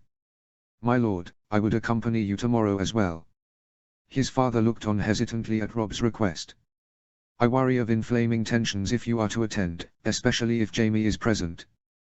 The man is not the type to take embarrassment well, and you certainly have recently. With all respect, father, the reason we are all here is because of me, the things that I have seen. It would give legitimacy to their lies if I were to be hid away. I've witnessed their crimes and I would be there to look them in the eyes when we finally confront them. I believe I deserve to be there, I need to be there. Eddard Stark looked on at his son with pride and nodded. He gripped Rob's shoulder. You are right. You do deserve to be there tomorrow, and you will be, right by my side. Thank you, Father, Rob answered. A thought coming to his mind, Rob grinned. Should I bring Grey Wind with me as well? Eddard smirked. I should think so. Let us remind these southerners that the beasts of winter are coming for them. Chapter 19, Chapter 19. Chapter text. The next morning came all too quickly Rob, and he groaned as his muscles protested from sitting up in his bed. After leaving his father the night before, he had been too full of nervous energy to sit and do nothing. Instead, he, John and Gendry had picked up shovels and dug trenches with the other soldiers. Theon had managed to make himself scarce while they worked, but Rob had forgiven him when he came back with 2 large deer fastened to the back of his horse. They had eaten well that night. Rob looked to his left and saw the remains of one of the deer carcasses laying abandoned next to Grey Wind's moor. The great wolf was still dozing. Rob could have taken lodgings with his father inside of Raventree Hall, but he had decided to stay outside with the rest of the men. Many of their soldiers were deferential to him, given his status, but many still treated him like another soldier as they drank together. It was something that Rob felt was important, to see these men on a more personal level, and not just as fodder to be thrown away on the whim of their lord. The men respected his father, would not say a word against him, even though they had been forced to leave their homes and family with winter approaching. It would be Rob's duty to see they were looked after in the future. He pulled himself fully out of his makeshift bed, standing and taking a peek through the tent flap. Dawn had not fully broken, but many campfires had already been roused as men began to wake. Knowing that he would need to meet soon with his father, Rob quickly put on his armor. He knew that for a meeting such as they were going to, appearances mattered. It was important to remind others of your station, your position in the world. Rob picked up the fine tunic that his father had brought with his baggage from Winterfell. It was deep grey, with bright white Starkwolf emblazoned on the front. He slipped it on over his head before securing it around his waist with his belt and sword. His mother would likely scold him for not removing his beard, but he liked it, so it stayed, even though it was slightly patchy from the cut that Jaime Lannister had inflicted. There was a basin full of water in the corner of his tent. He leaned down, cupped his hands together and splashed a good amount of water over the curls on his head and the thickening beard. The air outside and the water itself was cold, but it brought with it a refreshing bite that made him feel more alert. He picked up his furred cloak, secured it around his shoulders, moving out of his tent. "Don't you look a pretty sight?" a voice drawled from beside him. John was seated on a piece of lumber they had procured the night before to surround their campfire. He was currently stirring the slumbering coals, trying to get them to awaken into a blaze once more. "I'd say the same, but it wouldn't be true," Rob jabbed back, seeing his brother looked bleary-eyed. "You look like you haven't slept." Theon somehow managed to convince one of Lord Blackwood's kitchen workers into his tent last night. "I had to listen to them fuck for what felt like hours." "I contemplated setting his tent on fire," John confessed, seriously. "What stopped you?" Rob laughed. "I figured the fire could spread and set the whole camp alight. Would not be a great entry into the histories of Westeros. Well, if it is any consolation, one day Theon is going to bed the wrong women and his cock is going to fall off," Rob offered. John actually laughed, throwing a skin of wine to his brother. "We can only hope to be so lucky." Rob opened the container and took a healthy swig of wine, before returning it to his brother. "I'm headed to the castle. Walk with me." John shrugged, standing up. "Nothing better to do. Let me grab my cloak." Their camp was directly in the shadow of the castle, so there was not too far for them to go. More men had been roused, and Rob and John greeted them all as they walked. The castle was open, and as Rob walked over the lowered drawbridge, it was much busier inside. The non-fighter inhabitants of Raventree Hall were being packed and their escort preparing to lead them to Riverrun. Rob looked towards the battlements and could already see the Great Jon yelling orders, clearly unsatisfied with someone's work. As Rob had anticipated, his father was already awake, surrounded by the rest of the contingent that would be meeting the Lannisters. In addition to the highborn men, each had gathered a small group of their household guards, including a man to display their house banners. Robb and Jon greeted several of the Winterfell men who they knew well as their father shifted his attention to them. "We will be leaving in a few moments," Ned advised. "I want to get these niceties over with. I've sent several riders out already to scout the area to make sure we aren't riding into an ambush." "I'm ready," Father Robb assured. "I just need to get Grey Wind." "Stay here," Jon interjected. "I'll see to it." As soon as Jon returned with Grey Wind, the assembled men mounted their horses and began a procession out of the castle. Robb finally had a chance to see the progress of their battle preparations in the light of day, and they would certainly mount a challenge for an attacking force. The 300 riders and 100 archers that would be serving as their escort were already assembled to the south of the castle.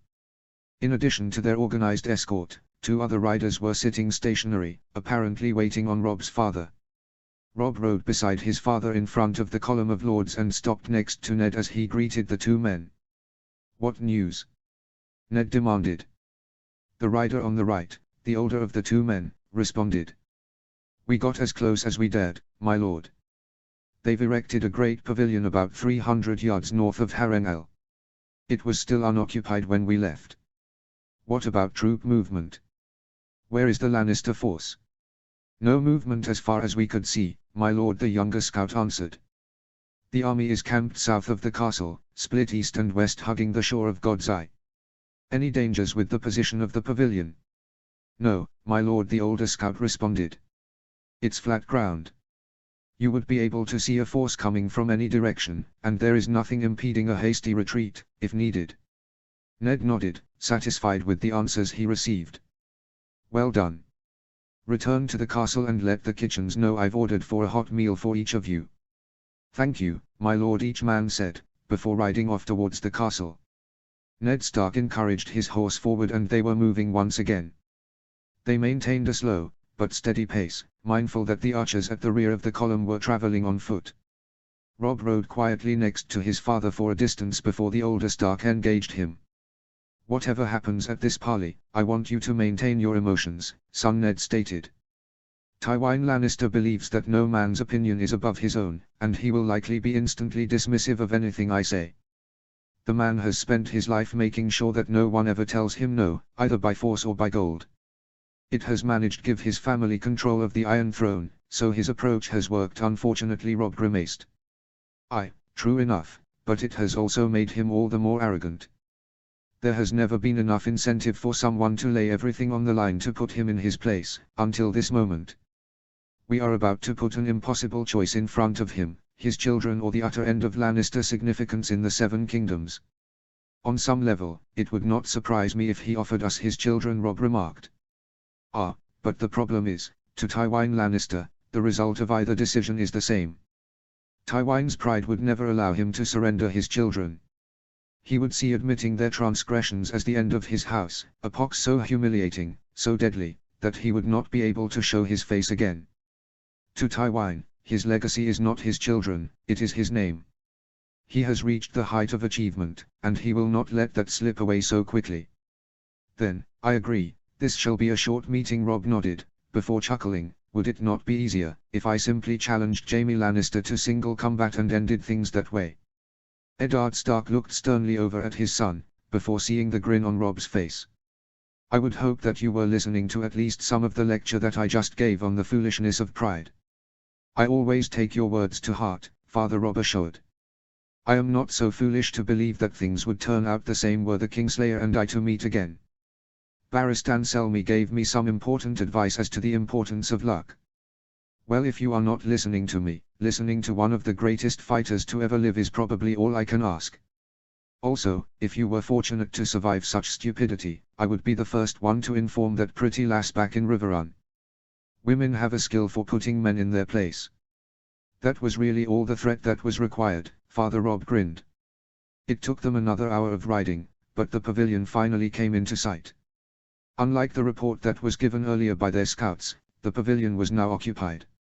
A large table had been placed in the center, with a row of chairs on each side. There was a small force of Lannister soldiers assembled halfway between the pavilion and Harrenhal, but less than the 400 that had accompanied them. There was less of a concern for their enemy as they had the safety of the castle to retreat to in the event of an attack.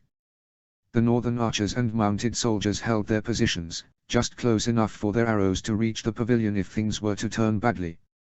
Meanwhile, Ned led his lords forward until they were 30 yards from the tent. Robb and the others dismounted their horses, surrendering the reins to members of their guard. Robb, with Grey Wind at his heels, followed closely to his father, who was clearly surveying the men who were already seated at the table. Ned listed them off out of the corner of his mouth for Robb's benefit. Tywine, Jaime, Kevan Lannister, Stafford Lannister, Mace Tyrell, Sir Gregor Clegane, Lord Renford Reeker of Duskendale, Lord Giles Rosby of Rosby, Lord Ralph Buckler of Bronze Eggett, Sir Roger Hogg of Southhorn, Lord Laurent Caswell of Bitterbridge. They've certainly brought an impressive swathe of the South with them. Ned was the first under the pavilion, making little ceremony of taking a seat across from Tywine Lannister.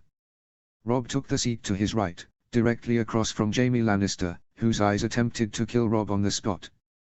Grey Wind sat himself on the ground between Robb and his father, his presence causing a slight stir on the opposite side of the table. The rest of the northern lords found their seats.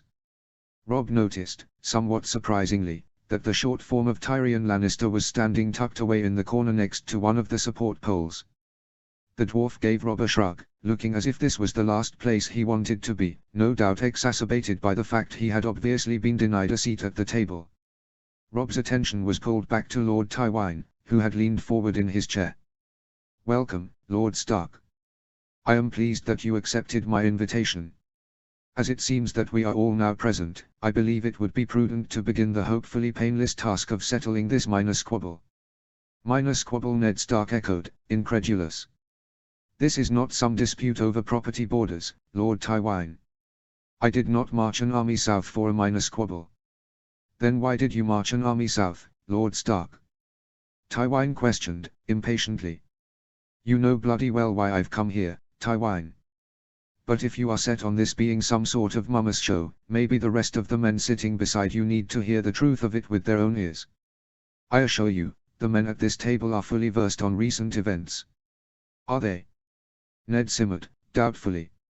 "So they know that while they were guests in my own home, my son, Brandon, discovered your son, a Kingsguard, and your daughter, Queen of the Seven Kingdoms, fornicating in a tower." Robb noticed that, except for Jaime and Tywine who looked forward intensely, the rest of the table all looked away in varying directions in discomfort. Ned Stark was just getting started. "Did you tell these men that upon my son discovering their sordid affair, that your son, the Kingslayer, threw my son off that same tower and very likely crippled him for life, or that your family hired an assassin to try and finish the job while Bran laid unconscious? Did you tell them that, Lord Tywine?" Lord Stark Tywine began before Ned cut him off. "Did you tell them that Joffrey, Myrcella, and Tommen are the product of incest and don't contain a drop of royal blood? Did you tell them that Jon Arryn was murdered for discovering that truth?" Tywine tried to interrupt again, but Robb's father would not be slowed. "Did you tell these men that Cersei Lannister murdered their king, Robert Baratheon, and fully admitted to doing so? What say you of your family's crimes, Lord Tywine?"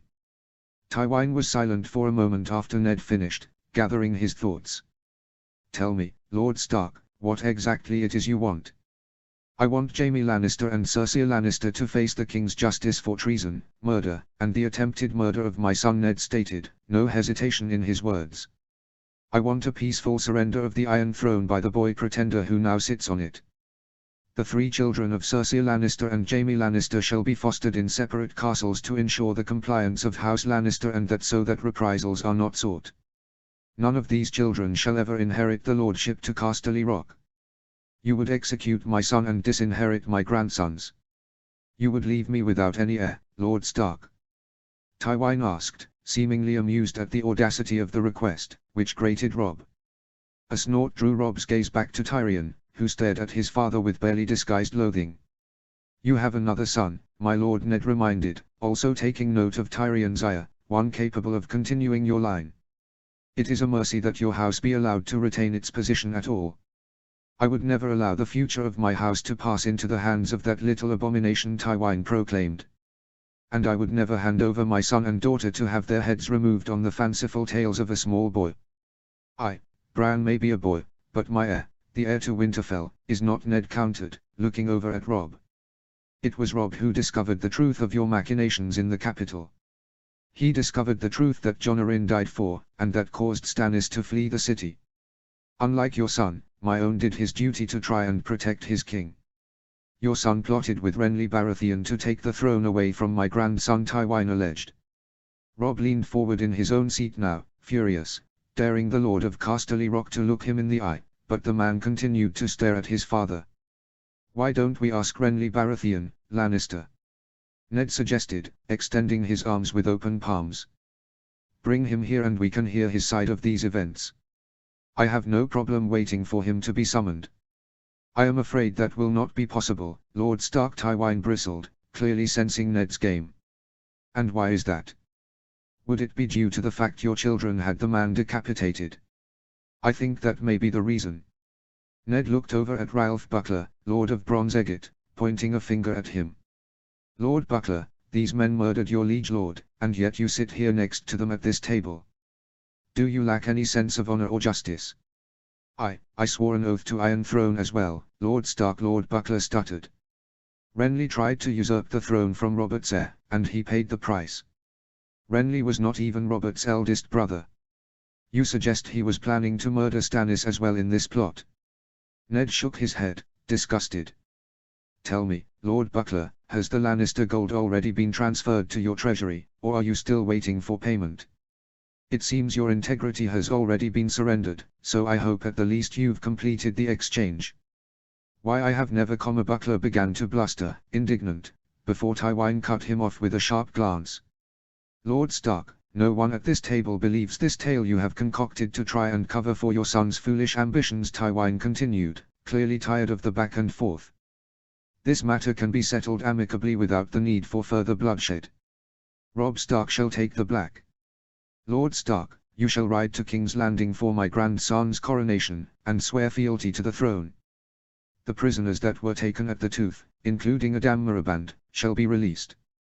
In exchange your transgressions against the throne, and the slanderous accusations against my family shall be forgiven.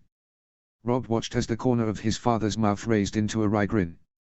It was an expression that Robb was all too familiar with, one that meant Eddard Stark was doing everything in his power to suppress his anger. Forgiven. Ned spat, the word clearly like poison on his tongue. He stood from his seat, Robb and the other lords following his lead. You have murdered my friends. You have committed treason against the crown. Yet you sit across from me and have the arrogance to offer your forgiveness. You are no lion, Lord Lannister. You are just a snake, slithering through the sins and lies that you cover yourself in until opportunity presents itself. We are done here, my lord. Tywin rose from his seat as well. So it would seem, Lord Stark. From this moment on, you and your men shall be considered to be in open rebellion against the king. Any man, woman, or child who gives you or your men quarter shall be considered equally guilty of your crimes and their lives shall be forfeit. Consider it what you will, Ned said as he turned to exit the pavilion. Robb turned from his chair, running his hand over Grey Wind's head to encourage him to follow. However, he was stopped by another voice. You there, boy? Robb turned and saw Mace Tyrell, flustered, pointing his fat finger in Robb's direction. I want my daughter back. You shall return her at once to her family. Margaery is not my prisoner, Lord Tyrell. She could leave at her pleasure, though I think it will be more difficult to convince her once she becomes my wife. Mace looked as if he was about to continue, but Jaime Lannister placed a strong hand on the man's shoulder, forcing him to quiet. Do not worry, Lord Tyrell. Your daughter will be returned to you soon enough. As for you, Stark, I'll be looking for you on the field. Grey Wind growled at the threat, and Robb was forced to grab hold of the wolf's fur to keep him back. Just remember, Kingslayer, while you're looking for me, Grey Wind here will be looking for you. I don't know how knowledgeable you are about direwolves, but they are very proficient hunters. Robb pulled Grey Wind away, not sparing Jaime the benefit of another glance. Chapter 20, Chapter 20. Chapter text.